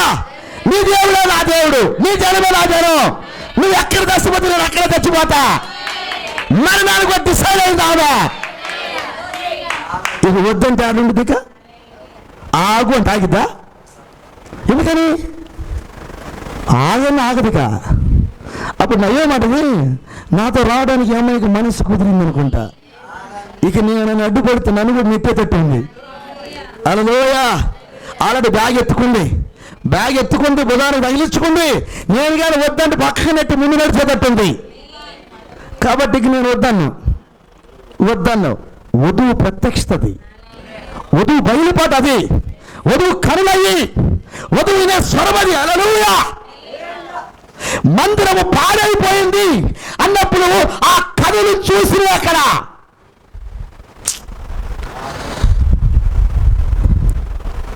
ఈయన మందిరం పాడైపోయిన సమయంలో యోవాషు వెళ్ళాడు రంగం మీదకి. చూశాడు, యాజకుని పిలిచి మోషే గారు మనకు ఒక మాట చెప్పాడు కదా, మరి మందిరం బాగు చేయడానికి డబ్బులు కావాలి కదా అన్నాడు. అవునయ్యా డబ్బులు కావాలన్నాడు. మరి ఆడండి ఇప్పుడు డబ్బులేమి లేవన్నాడు. అప్పుడు ఆయన ఏం చేస్తాడంటే ఈయన కాలంలోనే యోవాషు కాలంలో జరిగింది. ఆయన ఒక మంచి పెట్ట ఒకటి తయారు చేశాడు. దానికి మధ్యలో రంధ్రం పెట్టమన్నాడు. ఆ బలిపీఠానికి పక్కన మందిరానికి లోపలికి వెళ్ళేదానికి కుడి పక్కన ద్వారం దగ్గర కుడి పక్కన పెట్టాడు. వచ్చిన వాళ్ళందరూ అందులో కానుకేమని చెప్పాడు. మోషే కానుక. ఏం కానుక? మోషే కానుకనేమని. యేసుప్రభు వారు కూడా ఆ కుష్ఠవ్యాధి కలిగిన జ్యోతులు మోషే కానుక ఇచ్చాలండి అని గుర్తుందా మీకు? ఆయన అక్కడ పెట్టాడు. వచ్చేటప్పుడు దారిలో పక్కన కుడి చేతి పక్కన పెట్టాడు. వచ్చిన వాళ్ళు కానుకేసి వెళ్ళాలి. అవి ఏం చేస్తారంటే మరి నెలకు 2 నెలలకు నిండిపోతుంది. నిండినప్పుడల్లా దాన్ని తీసుకొచ్చి రాజు దగ్గర పెట్టి ఓపెన్ అవుతుంది. అదంతా ఒకసారి వేస్తున్నాడు, మరలా నిండుతుంది, మరలా ఓపెన్ చేస్తే నిండుతుంది. అదంతా పోగేశారు. హల్లెలూయా. మందిరము పనికి మొత్తం బాగు చెయ్యగా ఇంకా మిగులుతుంది. ఎంత దీవెన అంటే ఇంకంత దీవెన అనమాట. ఇజ్రాయెల్ దేశం అందరికి దీవెన లేక దేవుడికి ఇస్తున్నారు, దీవించబడ్డారు, మిగులుతుంది. ఈగా అది నిండి వాడగా మిగులుతుంది అక్కడ. హల్లెలూయా. ఆ కానుకల్లో యాజకుడు ఒక్క రూపాయి కూడా తీసుకోవట్లేదు. ఎక్కడే ఉన్నారా?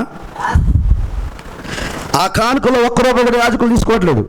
అవి మొత్తం మందిరానికి వాడుతున్నారు. అందుకని ప్రవక్త అన్నాడు, కానుక డబ్బులు పాస్కర్ తినడానికి లేదన్నాడు.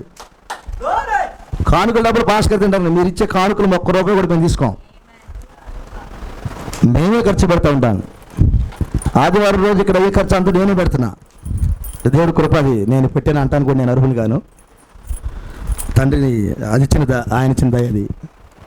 అంటే నేను ఎప్పుడన్నా ఒకసారి ఏదైనా కొద్దిగా వాడతాను, కానీ ఆదివారం రోజు నా సొంత డబ్బులు ఇవ్వడానికి నేను ప్లాన్ చేసుకున్నాను, అలా వాడుతూ ఉన్నాను. అంటే కొద్దిమందికి ఉన్నాం కాబట్టి ఒక 500, ₹1000, ఒక్కొక్కసారి 2000 అంటారు, అంతకాడికి ఎక్కువ కావట్లేదు. అవి నేను వాడుతూ ఉన్నా నా డబ్బుతో, నాకు వచ్చిన డబ్బులతో. కానీ మందిరంకి వచ్చిన కానుక డబ్బు అంతా మందిరానికి వాడాలి, మందిర పనులకు వాడాలి. వాడుతున్నాం, మీటింగ్లు అప్పుడు కావచ్చు, ఇంకోటి కొనేదానికి కావచ్చు, వాడుతున్న వాటిని రెంట్లు కడుతున్నాం. వాస్తవంగా తలా కొంచెం వేసుకుని రెంట్ కడదాం అనుకున్నాం, మీరు ఎవరు నాకు ఇవ్వట్లేదు. కొంతకాలం పిల్లలు కొద్దిమంది ఇచ్చారు, సంవత్సరాల క్రితం ఇప్పుడు వేయట్లేదు కదా. కానుక డబ్బుల్ని వాడుతున్నాం, ఏదైనా అవసరత నేనే వేస్తున్నాను, దానికి జరిగిపోతుంది. మీకు అంత దూరం ఎందుకంటే తీసుకురావట్లేదు, అవన్నీ అర్థమవుతుందా? అవన్నీ మీ దగ్గరికి ఏం తీసుకురావట్లేదు. కానీ ఎంతవరకు వెళ్తుందో వాళ్ళని కొంచెం అన్ని రంగం మీదకి వచ్చిన తర్వాత బాధ్యతలు వస్తాయి కొంతమందికి, అప్పుడు చక్కగా అన్ని పోతేలే అని ఆలోచిస్తూ ఉన్నాం, తీసుకెళ్తా ఉన్నాం. కానీ యాజకుడు తినడానికి వీల్లేదు, కానుక డబ్బులు యాజకుడు తినకూడదు, అవి మందిరానికి వాడాలన్నాడు. ప్రవక్త కూడా చెప్పాడు మనకి, మందిరానికి వాడాలి. కేవలము 10వ భాగాలు చూద్దామా ఆ మాట. 24వ అధ్యాయము 14వ వాక్యంలో ఒక మాట ఉంది. ప్రైజ్లా. అది సిద్ధమైన తర్వాత మిగిలిన ద్రవ్యమును రాజునొద్దకును యెహోయాదా వద్దకును తీసుకుని రాగా, వారు దాని చేత యెహోవా మందిరపు సేవ యందు ఉపయోగపడినట్లును దహన బలులను అర్పించుటయందు ఉపయోగపడినట్లును ఉపకరణములను, గరిటెలను, వెండి బంగారు ఉపకరణములను చేయించరి. అది మందిరానికి వాడారు ఆ కానుక డబ్బంతా.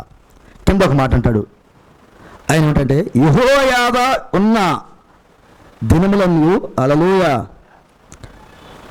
యెహోవా మందిరములో దహన బలులు నిత్యము అర్పింపబడెను. నిజమేనా? ఇంకొక మాట మీరు ఇక్కడ చూస్తారు, ఈ మాట ఇక్కడ రాస్తాడు. 2వ రాజుల గ్రంథము ఎక్కడ ఉండేది ఆ చదువుదాం. 15వ అధ్యాయము అనుకుంటున్నాను. ఒక్క నిమిషం.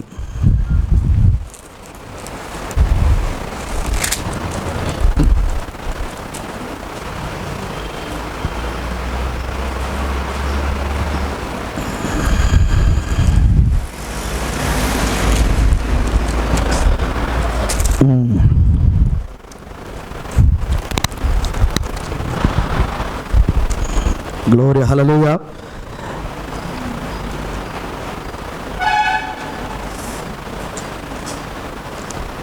రెండవ రాజుల గ్రంథము 12వ అధ్యాయం 16వ వాక్యం చదువుతున్నాం. చదువునానా. ఇక్కడ ఆ ద్రవ్యం తర్వాత 15 నిమిషం చదువునానా. మరియు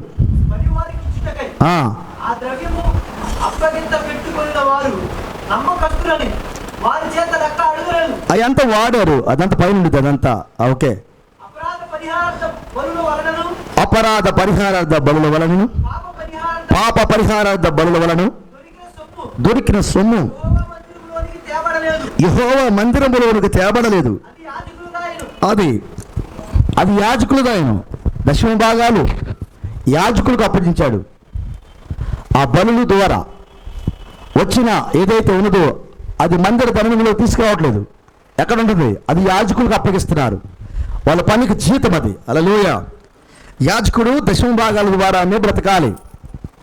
వాళ్ళ జీతం అది. ఒక సంస్థ జీతం ఇవ్వదు, తీసుకోకూడదు. ప్రవక్త ఒకే మాట అన్నాడు, ఒకవేళ కానీ దేవుడు కానీ నిన్ను పిలిస్తే దేవుడు నిన్ను పోషిస్తాడు, దేవుడు నిన్ను పిలవకపోతే సంస్థలు నిన్ను పోషిస్తే అన్నాడు. ఒక సంస్థ దగ్గరికి వెళ్ళి నేను సేవ చేస్తున్నాను అని చెప్పి, ఇదిగో ఇక్కడ ఒక 2000, అక్కడ ఒక 3000, అక్కడ ఒక 4000, అక్కడ ఒక 5000 అని 4 సంస్థల పేర్లు రాయించుకొని వాళ్ళు ఇచ్చే 3000, 4000తో ఒక 15-20 వేల రూపాయలు పోగు చేసుకుంటే కానీ కుటుంబం గడవదు. ఇప్పుడు ప్రవక్త ఒక్క మాటతో చెప్పేశాడు ఆయన, దేవుడు నిన్ను పిలవలేదా, సమస్తలు నిన్ను పోషిస్తే అన్నాడు. దాని అర్థం ఏంటి? దేవుడు నిన్ను పిలవలేదు, ఇక సమస్తమే నీకు నాయకులు, సమస్తమే నీకు అన్ని ప్రొవైడ్ చేసేవారు. ఒకవేళ కానీ దేవుడు నిన్ను పిలిస్తే, పోషకుడు దేవుడు, యజమానుడు దేవుడు, సమస్తము సమకూర్చేవాడు దేవుడు, నీకు జీతాన్ని ఇచ్చేవాడు దేవుడు. హల్లెలూయ. కాబట్టి ఆ దైవ సంబంధమైన వాటిని తినటానికి అర్హుడు నీవు, దాన్ని తినగా నేను దాన్నే తింటానని అనేవాడు నీవు. సంస్థల దగ్గరికి వెళ్ళి ఈ వర్తమానం వచ్చిన తర్వాత, నేను ఈ వాక్యం వచ్చినప్పుడు నర్సరాబాద్కి వచ్చినప్పుడు 2002లో ఒక సంస్థ దగ్గర నేను సేవ చేయడానికి వెళ్ళలేదు, వాక్యం నేర్చుకున్నామని ఆఫీసులో వర్క్ చేయడానికి వెళ్ళాను. 2000 సంవత్సరంలో 2000లో అక్కడికి వెళ్ళాను. 2001లో నాకు మ్యారేజ్ అయింది. 2002లో నేను ఇక్కడికి వచ్చాను. నేను ఆఫీస్ వర్క్ చేశాను అక్కడ. నా సిన్సియారిటీని చూసి, లేకపోతే నా మంచితనం చూసు, లేకపోతే నేను ఒక్క రూపాయి కూడా ఫ్రాడ్ చేయను, అలా భక్తి నేర్చుకున్నాను. నేను ఒక్క రూపాయి కూడా ఎదుటి వాడిది ఒక్క రూపాయి కూడా నేను పాడు చేయాలని ఆలోచన ఉండదు. అది స్వతంత్రం మీద అయితే వేరే విషయం. నా ఇంట్లో మా నాన్న దగ్గర మా అమ్మ దగ్గర తీసుకోవటం అది వేరు, కానీ ఎదుటి వాడి దగ్గర ఎక్కడో ఒక్క రూపాయి కూడా నేను ఫ్రాడ్ చేయను, వాడికి దాన్ని అన్యాయం చేయడానికి అన్నడో నేర్చుకోలేదనా, అలా నేర్పలేదు దేవుడు. అలా అక్కడ కూడా నమ్మకం ఉండేది అనమాట. నాది కానీ ఒక్క రూపాయి కూడా ఉంచుకో, నేను నాకు అవసరం లేదు, నాది నాకు చాలు అనుకునేది. అలాగే నేను బతికాను. ఆ సమయంలో అక్కడ నన్ను పోనీలేదు, రాడలేదు బయటకు. వాళ్ళు నువ్వు ఈ అబ్బాయిని పోనీద్దని డైరెక్ట్గా చెప్పండి కోఆర్డినేటర్, ఈ కుర్రని పోనీద్దు మీరు, ఈ కుర్రని ఎట్లయినా మన దగ్గర ఉంచాను అని చెప్పాడు. నేను ఉండనని చెప్పాను.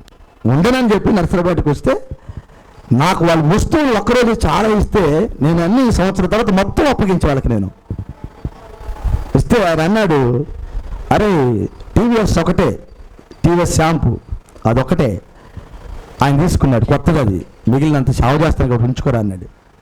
అది నీ ఇష్టం సార్ అన్న. అంతే, ఆ డ్రమ్ము ఒకటి, ఆ డ్రమ్ము పోయింది, కాంగు కూడా పోయింది, అవన్నీ మన కొత్త కొనుక్కున్నాం. మరలా అప్పుడు ఇచ్చేయలేరు వాళ్ళు.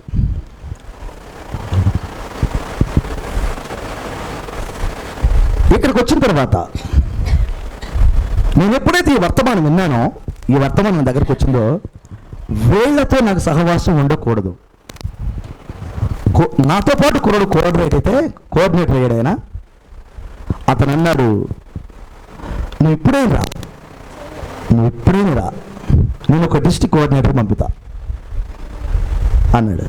నువ్వు ఇప్పుడేం రా, పని ఉంది, ఒక డిస్ట్రిక్ట్ కోఆర్డినేటర్కి వెళ్తూ కానీ ₹1,00,000 డబ్బులు చేతిలో ఉంటాయి, ఎంతమందిని సేవకులు తయారు చేసి అంతమంది మీద నువ్వు అధికారిగానే ఉండొచ్చు అని చెప్తే, గుంటూరులో 1000 మంది సేవకులతో ఒకరోజు 1000 మంది బ్రహ్మానంద స్టేడియంలో 1000 మంది సేవకులతో కూటం జరుగుతుంటే, దానికి కన్వీనర్గా అన్ని చూస్తున్నా ఆవిడ దగ్గర. నేను ఇద్దరు ఒక ఇంట్లో ఉన్నాం. నా మ్యారేజ్ అయినప్పుడు వాళ్ళ దగ్గరే ఉన్నాం. మా పాస్టర్ గారు కూడా తెలుసు. వాళ్ళ ఇంట్లో వాళ్ళ చిన్న ఒక పాప ఉండేది, స్వీట్ అని ఒక అమ్మాయి ఉండేది. వాళ్ళ ఇంట్లో అంతగా అనమాట, వాళ్ళు అంతగా మేము ఒక సంవత్సరం పాటు ఒక రోజు వాళ్ళ ఇంటి దగ్గర ఉన్నాను నేను. అంతగా వాళ్ళు పరిచయము, అంత ప్రేమగా ఉండేది. అక్క పేరు సునీత అనుకుంటా, సుజాత అక్క పేరు. రా బ్రదర్ అన్నాడు ఒకరు గుంటూరులో. నేను కారు వేసుకుని వెళ్తున్నాడు ఆయన, నేను నడుచుకుంటూ వెళ్తున్నాను మా చుట్టాల ఇంటికి. ఆయన సుమూలు వెళ్తున్నాడు.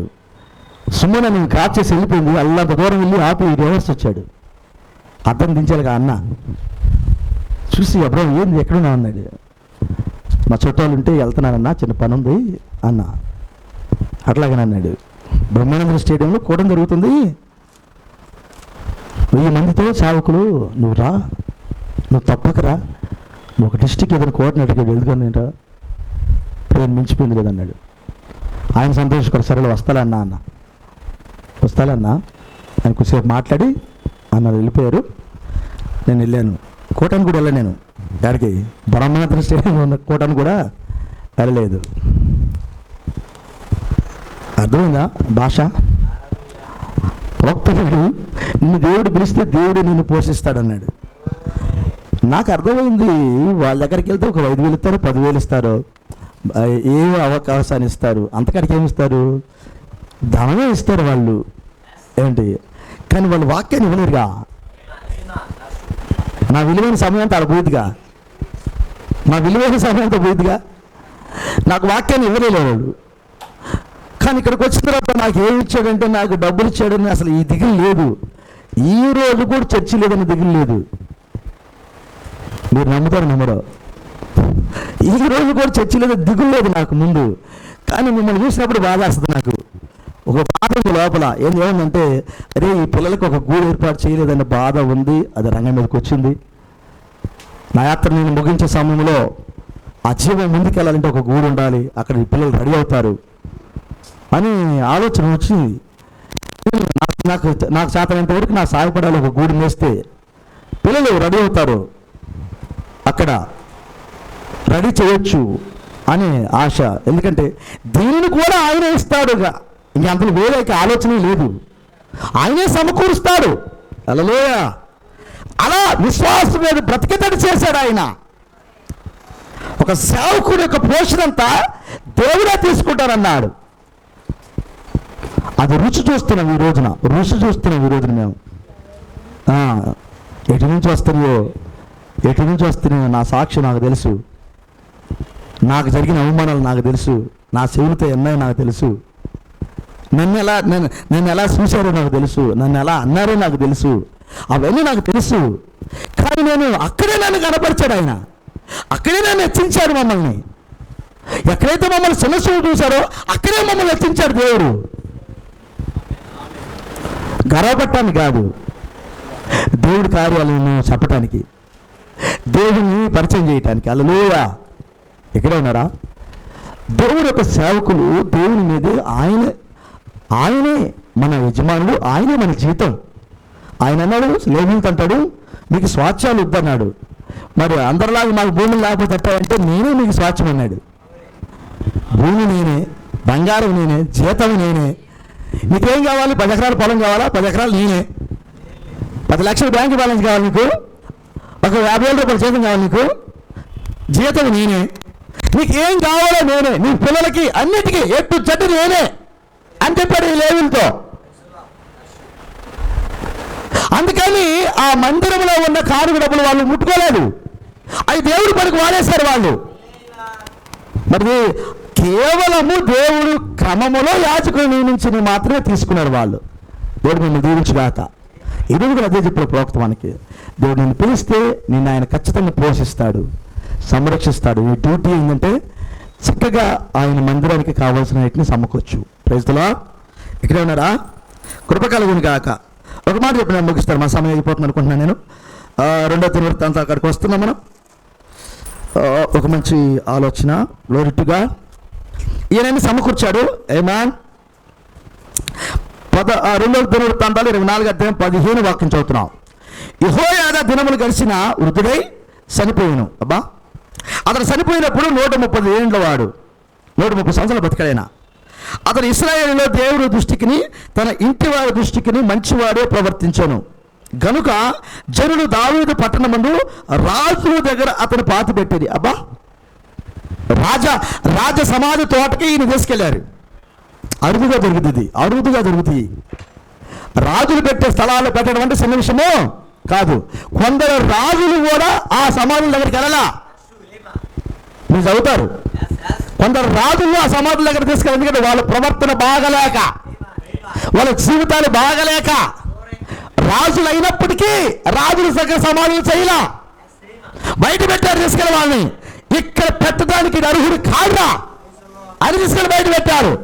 కానీ యెహోయాదాను మాత్రం రాజులు సమాధుల తోటికి తీసుకెళ్లారు. ఆయన ఇంటి వారి దృష్టికి, ఆ దేశంలో ఉన్న దేవుని పిల్లల దృష్టికి యథార్థంగా ప్రవర్తించాడట. బా, ఎంత బాగుంది సాక్ష్యం. దేవుడు మనం దీవించగాక. అతడు ఇశ్రాయేలులో దేవుని దృష్టికిని తన ఇంటి వారి దృష్టికిని మంచివాడై ప్రవర్తించను. ఆమేన్. ఓరే, ఈయన చచ్చిపోయాడయా.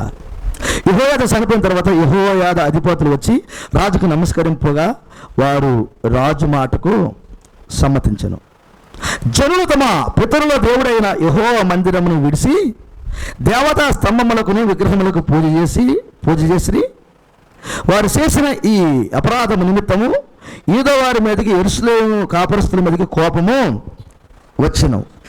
తన వైపునకు వారిని మళ్లించుటకు యెహోవా వారి వద్దకు ప్రవక్తలను పంపగా ఆ ప్రవక్తలు వారి మీద సాక్ష్యము పలికిరి గాని వారు చెవియొగ్గక ఉండిరి. ఈ మాట చాలా జాగ్రత్తగా. అప్పుడు దేవుని ఆత్మ యాజకుడకు యెహోయాదా కుమారుడైన జకరియా మీదకు రాగా, ఇతను కొడుకు యెహోయాదా కొడుకు ఈ జకరియా అతని మీదకి రాగా, అతడు జనులు ఎదుట నిలబడి, మీరెందుకు యెహోవా ఆజ్ఞలను మీరుచున్నారు? మీరు వర్తిల్లరు, మీరు యెహోవాను విసర్జించరు కనుక ఆయన మిమ్మల్ని విసర్జించి ఉన్నాడని దేవుడు సెలవిచ్చుచున్నాడు అనెను. అబ్బబ్బబ్బబ్బా, ప్రజలా, ఈ మాట అన్న వెంటనే వాళ్ళు ఒక మాట చేశారు. అందుకు వారు అతని మీద కుట్ర చేసి రాజు మాటను బట్టి యెహోవా మందిరపు ఆవరణ లోపల రాళ్ళు రువ్వి అతను సావుగొట్టిరి. ఈ ప్రకారం రాజు అయిన యోవాషు జకరియా తండ్రి అయిన యెహోయాదా తనకు చేసిన ఉపకారమును మరిసిన వాడై అతని కుమారుని సంపించెను. అతను చనిపోయినప్పుడు యెహోవా దీన్ని దృష్టించి దీనిని విచారణకు తెచ్చునుగాక అని అతను చచ్చిపోతే మాట్లాడట. దేవుడా దీన్ని దృష్టించి దీనిని విచారణకు తెచ్చునుగాక అన్నాడు. ఈ ప్రార్థన ఎట్టంటే స్థాపన చేసిన ప్రార్థన లాగుంది. ప్రభువు యేసుక్రీస్తు వారి కలవరి శిలువ చేసిన ప్రార్థన లాగున్నది. ఈయన చచ్చిపోతాడు. ఈయన రాళ్ళతో కొట్టారు. ఈయన స్థాపన దేంతో కొట్టారు? రాళ్ళతోనేనా? పాత నిబంధన రాళ్ళతో కొట్టింది. రాళ్ళతో కొట్టారు ఇంకా. కానీ ఇతడు యెహోవా నోటి మాట పలికాడు. హల్లెలూయా. ఈయన పలికే సందర్భం ఎలాంటిదంటే ఇది అసలు అద్భుతమైన విషయం. ఎప్పుడు యెహోయాదా చనిపోయాడో, పెద్ద తలకాయ ఎప్పుడైతే పోయిందో లోపలికి జ్వరపడ్డాయి అన్ని. చూసావా? పరిశుద్ధాత్మ నాయకుడిగా సంఘానికి లేకపోతే అన్ని నివాసం చేస్తాయి ఇక్కడ. నాకు అదే బాధ. ఎన్ని చెప్పినా వింటలేదని బాధ. పేతురు ఒక మాట అన్నాడు, మీరు చాలాసార్లు విన్నారు ఈ మాట. మేము సమస్తమును విడిచి మిమ్మల్ని వెంబడించాం, నువ్వు మాకు ఏమిస్తావు ప్రభు అన్నాడు. ధనవంతుడు ధనాన్ని వదిలిపెట్టలేక వెళ్ళిపోయాడు, ధనాన్ని విడిచిపెట్టలేక వెళ్ళిపోయాడు మా కళ్ళ ముందే. పరలోక రాజ్యానికి ధనవంతుడు రాడన్నావు, మేము ఉన్నాం. మేమైతే సమస్యను విడిచిపెట్టి నేను వెంబడిస్తున్నావు, మాకేం దొరికిద్ది అని అడిగాడు. ఈ మధ్యాహ్నం వల్ల నేను క్వశ్చన్ వేస్తున్నాను, మనము సమస్తము వదిలిపెట్టామా? ఇక్కడున్న వధువు, ఈ నర్సరాపేటలో ఉన్న వధువు గురించి చెబుతున్నాను. మీరు సమస్తాన్ని వదిలిపెట్టారా? సమస్తాన్ని విడిచిపెట్టాను అంటానికి ధైర్యం మీకుందా? ఒకవేళ యేసుప్రభు దగ్గరికి వెళ్ళి, అయ్యా మేము సమస్తము విడిచిపెట్టాం, మా కులాన్ని వదిలిపెట్టాం, మా మతాన్ని వదిలిపెట్టాం, మా సిద్ధాంతాన్ని వదిలిపెట్టాం, నీకు వ్యతిరేకమైన ప్రతిదీ వదిలిపెట్టాం, వాక్య క్రమం ఏం చేయమని అది చేస్తున్నాం, మేము ప్రతిదీ వాక్య వ్యతిరేకత అంతా వదిలిపెట్టాం అని చెప్పగలవా? ఆ ధైర్యం ఉందా? వ్యక్తిగతంగా ఇప్పుడే ప్రార్థన మోసరించినప్పుడే, ప్రభువా నేను అంతా వదిలిపెట్టాను కోసం, నాకేం దొరికింది పరలోక రాజ్యంలో అనగలమా? ఆ ధైర్యం ఉందా?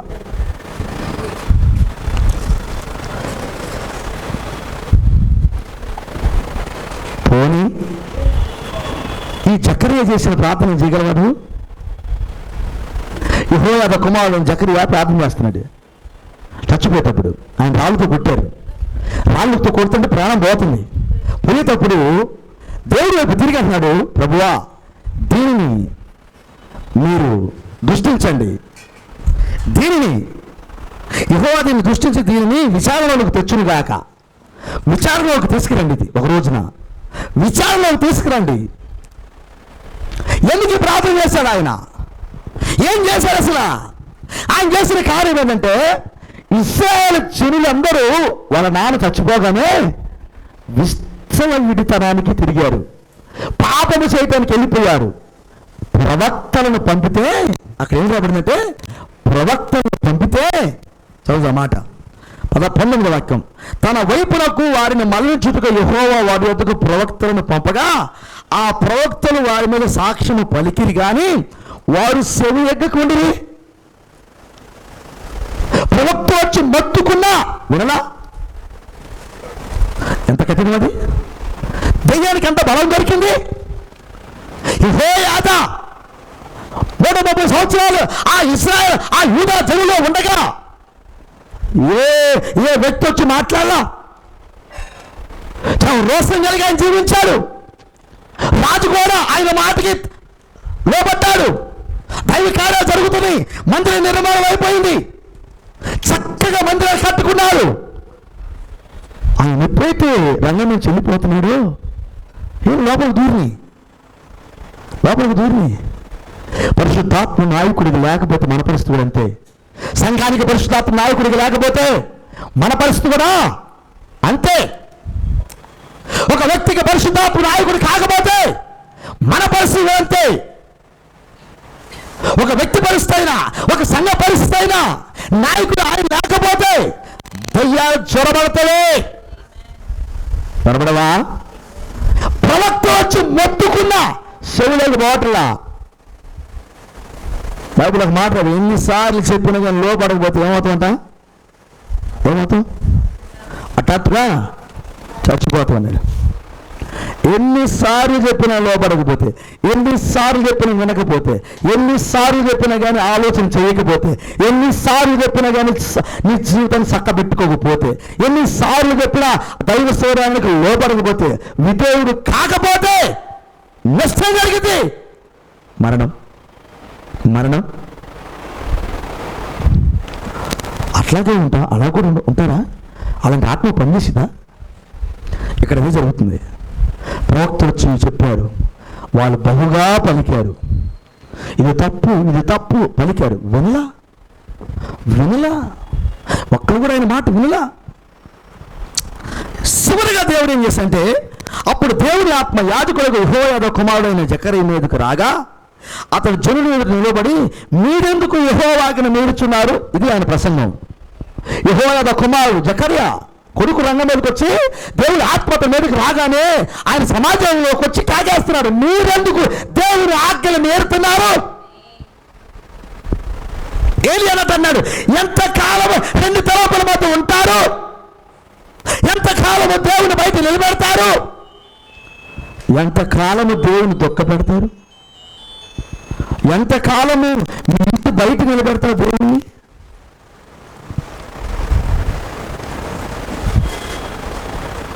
నువ్వు దేవుని దుఃఖపెడుతున్నావు కాబట్టి వర్తిల్లో అన్నాడు ఆయన. నువ్వు దేవుని దుఃఖపెడుతున్నావు కాబట్టి నువ్వు వర్తిల్లో. నువ్వు పంటేసి ఇంటికి తీసుకురాలేవు. నువ్వు సంపాదించి జేబులో ఉంచుకోలేవు. జఫన్య ప్రవచనం అది, అక్కయ్య ప్రవచనం అది. నువ్వు పంట పండించి ఇంటికి తీసుకురాలేవు. మామిడికాయ అయిపోద్ది. నువ్వు పంట ఇంటికి తీసుకురాలేవు ఉన్నాడు. నువ్వు సంపాదించిన సంపాదన జేబులో వేసుకొని ఉంచుకోలేవు. నీకు తెలియకుండా చిల్లిపడిపోయింది అన్నాడు. ఎడిపోతే నీకు తెలియదు, దేనికి ఖర్చు అవుతాయి నీకు తెలియదు.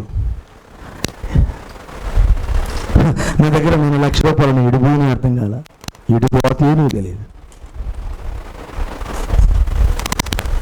ఇవాళ 1,00,000 రూపాయలు అంటే 1000 రూపాయల లెక్కలు అయిపోతుంది. 1000 రూపాయల లెక్కలు అయిపోతుంది ఈ రోజున. అప్పు పీక్కుంటున్నారు హాస్పిటల్లో. ఏమవుతారో తెలియదు.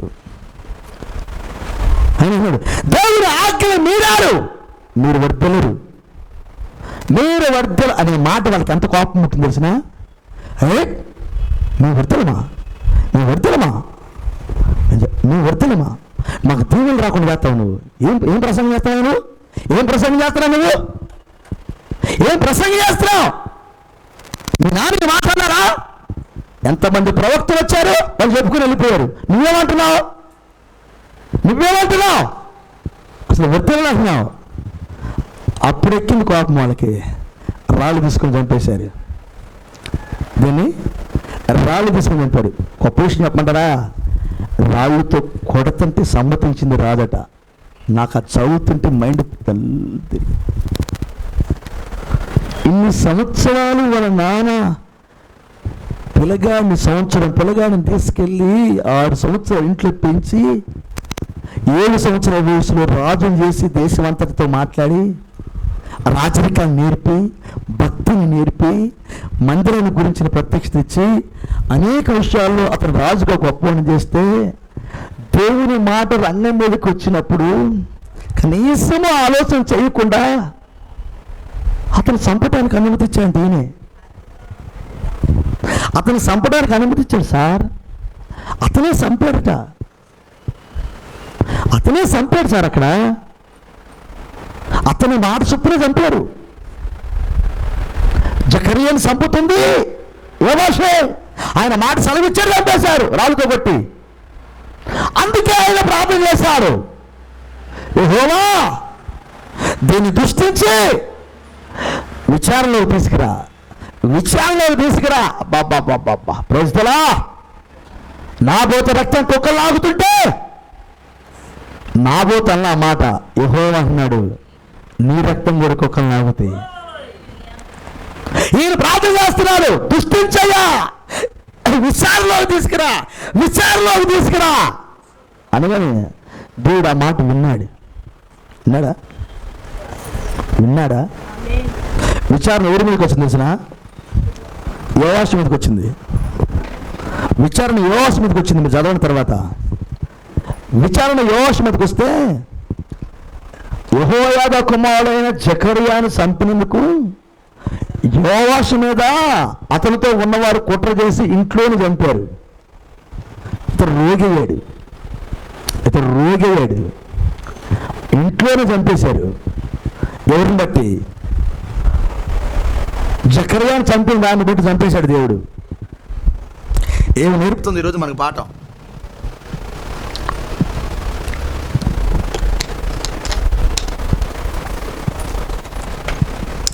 దేవుడు మిమ్మల్ని దీవించుగాక. మీరు వర్ధిల్లాలి. నా ప్రార్థన, మీరు వర్ధిల్లాలి, మీరు ఉపయోగపడాలి, వధువుకు సాయం చేయాలి, మీ చేతనైనంత వరకు ఆరాధన చేయాలి, దేవునికి ఇష్టలుగా ఉండాలి. దేవుడు చేపని తెచ్చుకోకూడదు, మనం దేవుని ఇంట్లో ఉంచుకోవాలి. ప్రభువుకి ఇష్టమైన పాత్ర ఉండాలి. ఎస్, నా కన్విస్ట్ ఆయన మీద ఉంది, ఆయన కన్విస్ట్ నా మీద ఉంది. యెహోయాదా ఇజ్రాయెల్ దేశానికి, తన కుటుంబానికి మంచి సాక్ష్యాన్ని ఇచ్చాడు. తన ప్రవర్తన తన కుటుంబానికి అందింది, తన దీవెనలు తన కుటుంబానికి అందని, రాజుకు అందని ఎంతో సాక్ష్యాన్ని ఆయన ఇజ్రాయెల్ దేశానికి ఇచ్చాడు. దేవుడు మనం దీవించిన గాక. ఈరోజు మన పరిస్థితి ఏంటి చెప్పండి? మన పరిస్థితి ఏంటి? నువ్వు 40 సంవత్సరాలు సేవ చేసి 50 సంవత్సరాలు సేవ చేసినా కానీ ఆ తర్వాత కూడా నువ్వు వ్యతిరేకంగా తిరగచ్చు. ఎవరిలాగా? యోవాషులాగా. సరైన నాయకత్వం నీకు లేకపోతే, సరైన సమర్పణ లేకపోతే నువ్వు 50 సంవత్సరాల తర్వాత అయినా కానీ దేవుని దగ్గరికి వెళ్ళొచ్చు, దేవుని పిల్లల్ని చంపొచ్చు. నువ్వు మర్చిపోకు. అందుకని పునాదులు చక్కగా ఉండాలి. పునాదులు దోషం ఉంటే నీతిమంతులు ఏం చేయలేరు. కష్టపడి భక్తిని కట్టుకోండి, శ్రమపడండి, దేవుని సంతోషపెట్టడానికి రెడీగా అండి. మనుషులు కాదు, మనుషులు మీతో ఉండరు, మీతో రారు. నీతో ఉండే దేవుడే, నేను లెక్కడిగే దేవుడే. పరలోక రాజ్యానికి తీసుకెళ్ళిన తర్వాత నిన్ను సింహాసనం నిలబెట్టేది ఆయనే. కాబట్టి ఆయనకి అన్ని లెక్క చెప్పాలి. ఇదంతా మనకు పాఠాలు, ఈ రాజులు మనకు పాఠాలు. కాబట్టి ఈరోజు వాళ్ళు లేరు, వాళ్ళ చరిత్ర మన ముందుంది. కానీ హల్లెలూయా, యెహోవాదానికి దేవుడు తెలుసుకొనిచున్నాడు. తన కుటుంబానికి ఏం జరుగుతుందో, తన పిల్లలకి ఏం జరుగుతుందో, తన రాజ్యానికి ఏం జరుగుతుందో ఆయన తెలుసుకున్నాడు. ఆయన తెలుసుకునే వ్యక్తిగా ఉన్నాడు. యెహోవా అలా విచారణ చేసి అలా తెలుసుకునే వ్యక్తిగా అక్కడ ఉన్నాడు. అందుకని ఆ దేశానికి దీవెనైంది. ఆయన ఉన్నంతసేపు దీవెనైంది అక్కడ. ఎప్పుడైతే ఆయన వెళ్ళిపోయాడో తెలుసుకునే వాళ్ళు లేరు అక్కడ, విచారణ చేసేవాళ్ళు లేరు అక్కడ. పోనీ ఆయన రంగం మీదకి వచ్చిన ప్రజలలా ఈరోజు పరిస్థితి అలాగే ఉంది. ప్రభువుకు లోబడండి, ఆయనకి ఇష్టలుగా జీవించండి. ప్రభు మిమ్మల్ని దీవించగాక. యోవాషు చాలా సంవత్సరాల తర్వాత చచ్చిపోతాడు. ఆయన చాలా సంవత్సరాల తర్వాత దేవుడికి చదువుదాం ఒక మాట. ఆయన ఎలా చచ్చిపోతాడు? 20 నిమిషం చదువుతున్నాం. వారు యోవాషు విడిసిపోయినప్పుడు అతడు మిక్కిలి రోగి అయినను. అతడు యాజకుడైన యెహోయాదా కుమారుల ప్రాణహత్య దోషము నిమిత్తము అతని సేవకులు అతని మీద కుట్ర చేసి అతడు పడక మీద ఉండగా అతను చంపిరి. అతను పడక మీద ఉండగా అతను చంపాడు. అతను చనిపోయిన తర్వాత జనులు దావీదు పట్టణమందు అతను పాతి పెట్టిరు కానీ రాజుల సమాధులలో అతను పాతి పెట్టలేదు. అబ్బా, ఎందుకని? ఒక గొప్ప భక్తుడి దగ్గర ఉండి భక్తి నేర్చుకున్న అవసాన దశ ఎలా ఉందో చూడండి. దేవుని పిల్లల్ని చంపిన శిక్ష అతని మీదకి వచ్చింది. ఇతడు కూడా చచ్చిపోయాడు. ఇంటిలో ఉండగానే చంపేశారు. ఇంటిలో ఉండి తన పడక మీద పడుకున్న వ్యక్తిని చంపారు. వాళ్ళు చంపిన పేరు కూడా రాస్తాడు ఆయన. ఎవరు చంపారు? మనమేపాటి వారు చెప్పు.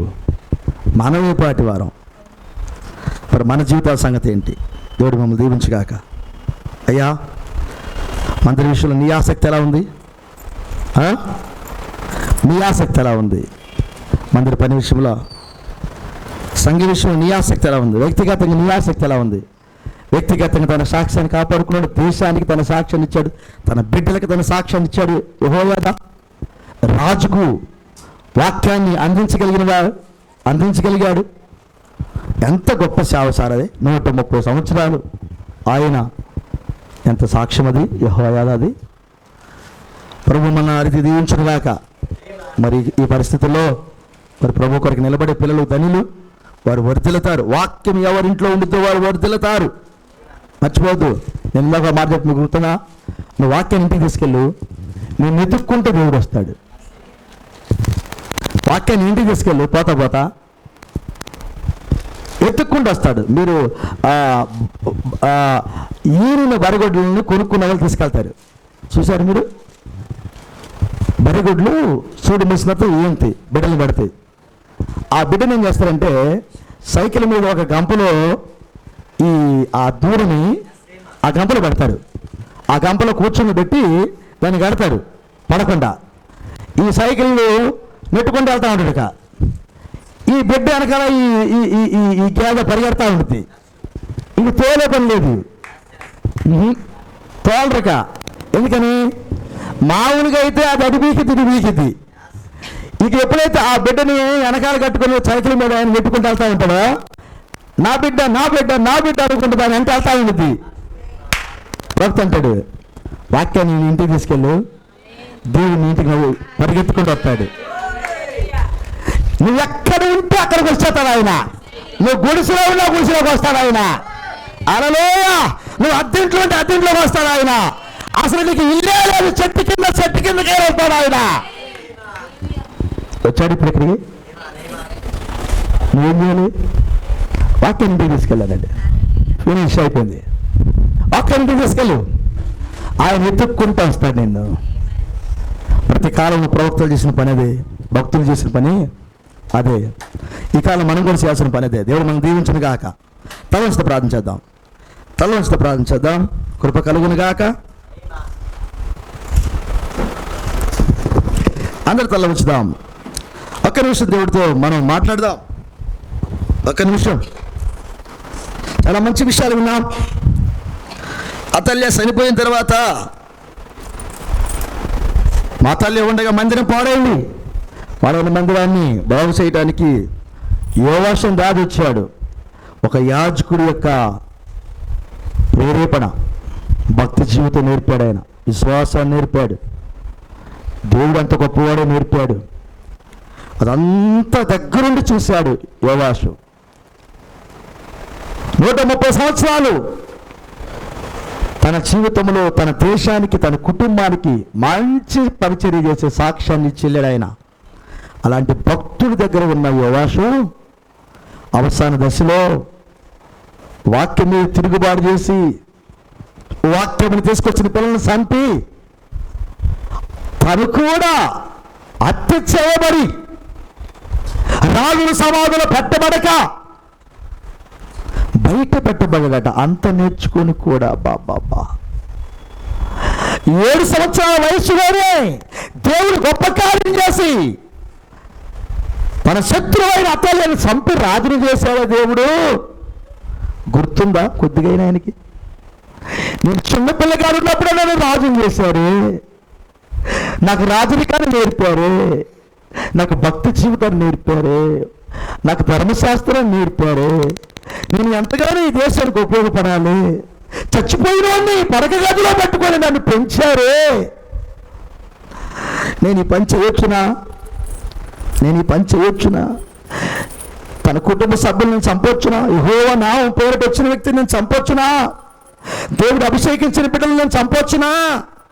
దేవుడి చేత ఏర్పాటు చేయబడిన పిల్లల మీద మాట అనొచ్చునా? హక్కు నాకుందా? వాళ్ళు దైవవాక్యంతో వచ్చారు కదా, దేవుడికి ప్రతినిధులుగా వచ్చారు కదా, వాళ్ళు దేవుడి చేత పిలువబడి వచ్చారు కదా, వాళ్ళు త్యాగాలు చేస్తే వచ్చారు కదా, వాళ్ళు నేను అనొచ్చునా? వాళ్ళు నేను చంపొచ్చునా? వాళ్ళ మీద నేను వ్యతిరేకంగా మాట్లాడొచ్చునా? కొద్దిగా ఆలోచన చేస్తే బతికేవాడేమో యోవాషు, కొంచెం ఆలోచన చేస్తే సువర్లక్షణాలతో ఉండేవాడేమో. ఆ పురుగులు తినే ఇల్లు కొరకు ఆలోచన చేశాడు ఆయన. ఘోరంగా చంపారు ఆయన్ని. వ్యాధితో ఉండగా, బాధతో, జబ్బుతో ఉండగా చంపారు. ఎందుకంటే దేవుని పిల్లలను చంపారు ఆయన. సహోదరుడా మర్చిపోకు, దేవుడి పిల్లలను ఏం చేసినా దేవుడు ఓర్చుకోలేడు. ఆ పాత్రలో పోసుకొని తాగుదాం అనుకుంటే నువ్వు ఆ రోజే నీ మరణం. బెల్షెజరు, ఈ రోజు ఆఖరి రోజు నీకు, ఇక రేపు నీకు లేదు. ఈ రోజే ఆఖరిగానే మరణానికి రెడీ అయ్యాడు బెల్షెజరు. దానియేలు పలికాడు, రాత్రిగా వెళ్ళిపోయాడు. అంతకంటే గొప్పవాళ్ళ భూమి మీదకి ఎవరైనా? ఆయన పలికితే బ్రతకడానికి ఎవరికైనా అధికారం ఉన్నదా? ఎవరైనా బతకగలరా భూమి మీద? ఆయన పలికితే ఆయనకి వ్యతిరేకంగా వచ్చి ఎవరైనా బతకగలరా? సహోదరుడా, ఎందుకు నీ శరీరాన్ని, నీ మందిరాన్ని పాడు చేసుకుంటావు? ఎందుకు నీ దీవెనలు పోగొట్టుకుంటావు? ఎందుకు నీ ఆశీర్వాదాలు పోగొట్టుకుంటావు? ఎందుకు లోబడవు? ఎన్నిసార్లు దేవుడు తొత్తబెడతావు? ఎన్నిసార్లు తొత్తబెడతావు? నువ్వు తెలిసి ఎన్నిసార్లు తొత్తబెడతావు? ఎన్నిసార్లు ఆయన బయట నిలబెడతావు? ఇప్పుడైనా పాపాన్ని వదిలిపెట్టవా? మాటకు లోబడవా? నేను విడిచిపెట్టాను ప్రభు అని ధైర్యంతో ఆయన ముందు చెప్పొద్దా? చెప్పే స్థితికి రావద్దు నువ్వు. అయ్యా, నేను ఈ పాపాన్ని వదిలిపెట్టానయ్యా, అయ్యా ఇది నాకు అర్థమవుతుందయ్యా, ఈ పాపము నా ఒంటి మీద ఉన్నది, ఈ పాపము నా మనసులో ఉన్నది, ఈ పాపము నా జీవితంలో ఉన్నది, ఈ పాపము అయ్యో నేను మోస్తున్నాను, దీనికి నేను సపోర్ట్ చేస్తున్నాను ఈ పాపానికి, అయ్యో నేను నిజంగా నేను నేరస్తున్నే, అయ్యా నాకు ఈ జీవితం వద్దు, ఇప్పుడే ఈ పాపాన్ని వదిలిపెడుతున్నాను, విడిచిపెడుతున్నానయ్యా, ఆ రాజ్యం కొరకు నేను ఏదో చేయాలనుకుంటున్నాను అని పశ్చాత్తాపం రావట్లేదు లోపలికి. వర్తిల్లే జీవితాన్ని దేవుడు మీకు దగ్గర తీసుకొస్తే, ఆశీర్వాదాన్ని లోపలికి తీసుకొస్తే ఎందుకు దాన్ని కాలుతూ తంతావు? సహోదరుడా, ఇప్పుడైనా లోబడు, ఇప్పుడైనా ఆలోచించండి, ఇప్పుడైనా దేవుడికి ఇష్టలుగా జీవించండి. ఆశీర్వాదాలు పోగొట్టుకోకండి. భూలోక దీవెనలు, పరలోక దీవెనలు. ఆయన నిన్ను కానీ ఒకవేళ తన గ్రంథములు చూస్తే నిన్ను పోగొట్టుకోడైనా, నీ కన్నులు ఆయన మీద ఉండాలని కోరుకున్నాడు ఆయన. ఒక చూపుతో నువ్వు నన్ను వశపరుచుకునే కన్ను నీకు ఇచ్చా, నేను నా వైపు చూడన్నాడు ఆయన. ఇప్పుడేం చూద్దాం? ప్రభువా, నా జీవితాన్ని మాధుర్యంగా మార్చగలిగిన నీ సన్నిధికి నేను వస్తున్నానయ్యా. పేతురు వైపు ఆయన చూసినప్పుడు చేపలు బట్టే పేతురు మనసును పెట్టి చాలా అయ్యాడు కదా, నేను పాపినయ్యా, నన్ను వదిలిపెట్టలేయా అని ఒక్క చూపుతోనే తన పాపాన్ని వదిలిపెట్టగలిగాడు కదా. నువ్వెందుకు చూడవు? ఆ కనుదృష్టి నా మీదకి ఎందుకు రాకూడదు అని ఎందుకు కోరుకోవు? ప్రభువా, నీ కనుదృష్టి నా మీద ఉంచయ్యా, నా దాగుచోటు నీవేనయ్యా, నీ కనుదృష్టి నా మీద ఉంచయ్యా. ఎందుకు ప్రార్థన చేయకూడదు? నువ్వు ఎందుకు చేయకూడదు ప్రార్థన? ఎంతకాలం దేవుని దుఃఖపెడతావు? ఎంతకాలం దేవుని దుఃఖపెడతావు? ఎప్పుడైనా దేవుడికి లోబడవా? ఇంకా రక్షింపబడిన వారు ఎవరు ఉంటే ప్రభువైన యేసుక్రీస్తు నామములో బాప్తిసం పొందండి. భద్రత ఎక్కడ లేదు. యేసుక్రీస్తు నామం ఆరాధన స్థలం. యేసుక్రీస్తు నామం నిత్య జీవపు గవినది. అది నిత్య జీవపు ఓటది. అది ఇమ్మానుయేలు రక్తపు ఓటది. సహోదరుడు, ఇంకా రక్షింపబడిన వారు ఎవరైనా ఉంటే, ఈ వర్తమానం వింటుంటే, ప్రభువైన యేసుక్రీస్తు నామములో బాప్తిసం పొందిన వారు ప్రేమతో చెబుతున్నారు, భద్రత ఇంకెక్కడ లేదు. మానవుడు దేవుడు కలుసుకునే ఆరాధన స్థలమే ఆయన నామమైనది. నామం పలకుండా పాప క్షమాపణ లేదు. తండ్రి కుమార పరిశుద్ధాత్మ అనేది నామము కాదు, అందులో పాప క్షమాపణ లేదు. ఎప్పుడైనా సరైన బాప్తిసం తీసుకోండి. ఆయన ఆత్మచేత నింపబడండి. ఆయన మందిరంగా ఉండండి. ఈ మందిరాన్ని కాపాడండి. ఆయనకి ఇష్టమైన జీవితాలు జీవించడానికి ఇప్పుడే తీర్మానం తీసుకోండి. పోయిన సమయం ఎలా పోయింది, సమయం అంతా గడిచిపోయింది, దాని వైపు చూడకు. ఇప్పుడైనా దేవుడితో ఒక నిర్ణయం తీయండి. ప్రభు, నేను నీ కొరకు జీవిస్తానని చెప్పండి. ప్రభువుని సంతోషపెట్టడానికి, సిద్ధపడేదానికి ఆయన సహాయాన్ని, ఆయన నాయకత్వాన్ని కోరండి. సజీవ యాగంగా మీ జీవితాలు దేవుడు సమర్పించండి. ఆయన మహిమపరచడానికి, ఆయన స్తుతించడానికి, కృతజ్ఞతాస్తుతులు చెల్లించడానికి ఆయన మనల్ని సృజించాడే తప్ప ఈ సృష్టిని ఆరాధన చేయటానికి కాదు. సహోదరుడా, ఆయన ఆరాధన చేద్దాం. ఆయనకి ఇష్టలుగా ఉందాం. ఆ యెహోవా కుటుంబం వలె, తన కుమారుడైన ఆ జకర్యా వలె చచ్చిపోతూ, రాళ్ళతో కొడితే చచ్చిపోతూ యెహోవా ఈ కార్యాన్ని దీన్ని దుష్టించయ్యా, చూడయ్యా, నీ వాక్యం చెబుతున్న మమ్మల్ని రాళ్ళతో చంపుతున్నారయ్యా, చూడయ్యా అని కేకేస్తే దేవుడు చూశాడు, వదిలిపెట్టలేదు. తండ్రి విచారణ చేశాడు. ఆయన విచారణ చేసే, నీ పక్షాన్ని కూడా విచారణ చేసేవాడు ఆయన. నీ కన్నీరు తుడిసేవాడు ఆయన.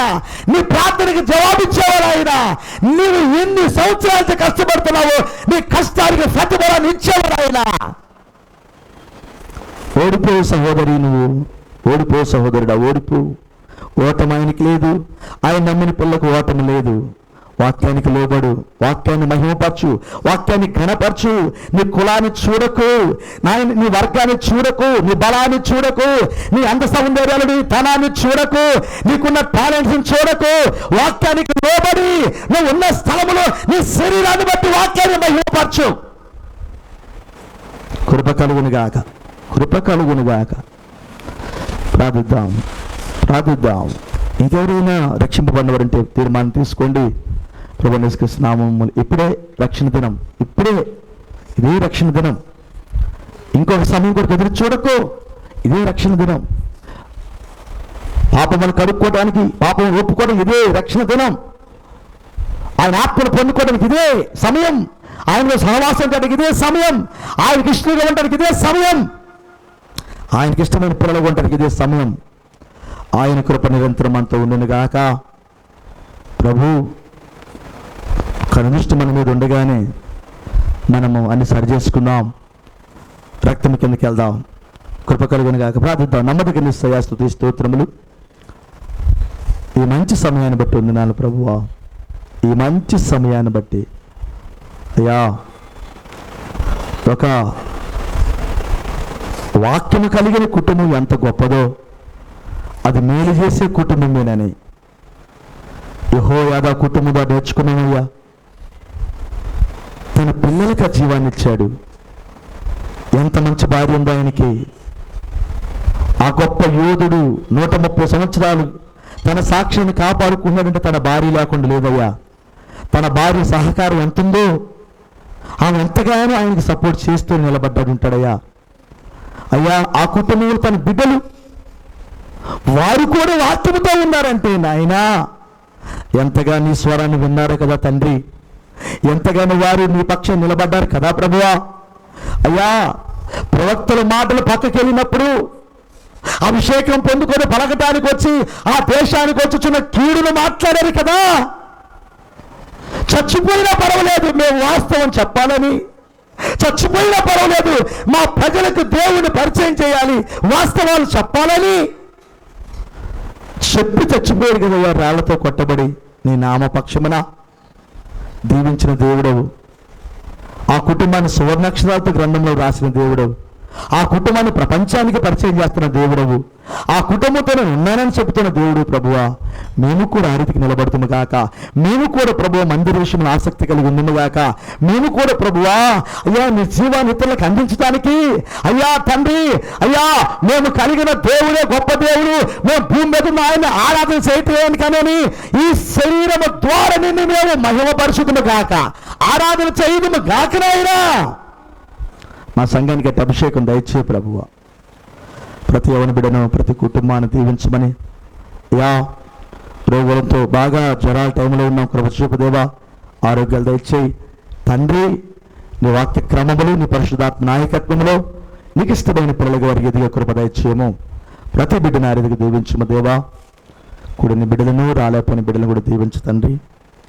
నీ కృప, నీ కాపుదల, నీ దూతల సహాయం సమృద్ధిగా నీ పిల్లలకు ఉండునుగాక. విన్న మాటలు అవి నూరంతలుగా ఫలించునుగాక. అయ్యా మేము మా కుటుంబాలతో, వ్యక్తిగత జీవితాలతో ఈ గొప్ప వాక్యం కొరకు మేము కూడా జీవించుదుముగాక. యెహోవా యాదా కుటుంబం జీవించినట్టు మేము కూడా జీవించుదుముగాక. ప్రభువా కృప చూపమని తండ్రి, ఈ ప్రవక్తను బట్టి, ఈ వర్తమానాన్ని బట్టి, ఈ సంపూర్ణమైన అపొస్తలుల బోధ క్రమమును బట్టి నీ బంగారు పాదములకు లెక్కింపలేని స్తోత్రము తెలియజేస్తూ ప్రతి మాట మాలో ఫలము చేయమని మహిమ, ఘనత, ప్రభావములు మీకే చెల్లిస్తూ ప్రభువా మమ్మల్ని అందరూ మరొకసారి నీ చేతికి అప్పగిస్తూ తిరిగి అతని మార్గాల తోడుగుణమని ప్రార్థన బిడ్డలు, కానుకలు దశం భాగం వచ్చిన బిడ్డలు దీవించి ఆశీర్వదించి వారి అవసరాలు తీర్చి మహిమ పొందమని, నీ రాకకు మమ్మల్ని సిద్ధపరచమని, సంపూర్ణమైన మందిరముగా మా స్థానములో మా భాగములు మేము పరిపూర్ణమై ప్రభువా మిమ్మల్ని కలుసుకోవడానికి మమ్మల్ని సిద్ధపరచమని యేసు క్రీస్తు అని ప్రశస్త నామములో ఈ మనవులను ప్రార్థించడం వచ్చున్నాము తండ్రి. ఆమేన్. మన పరమ తండ్రి ప్రభువైన యేసుక్రీస్తు కృపా సమాధానం తల ఉంచిన మనకు, ఎల్లవూరు ఉన్న పిల్లలకు, వారి కుటుంబాలకు, సకల పరిశుద్ధులందరికీ ఆయన కృప సదాకాలము తోడే నడిపించునుగాక. Amen. Amen. Praise the Lord. God bless you. దేవుడు మిమ్మల్ని అందరినీ దీవించునుగాక. ఒకరు వందనాలు చెప్పుకోండి. Praise the lord.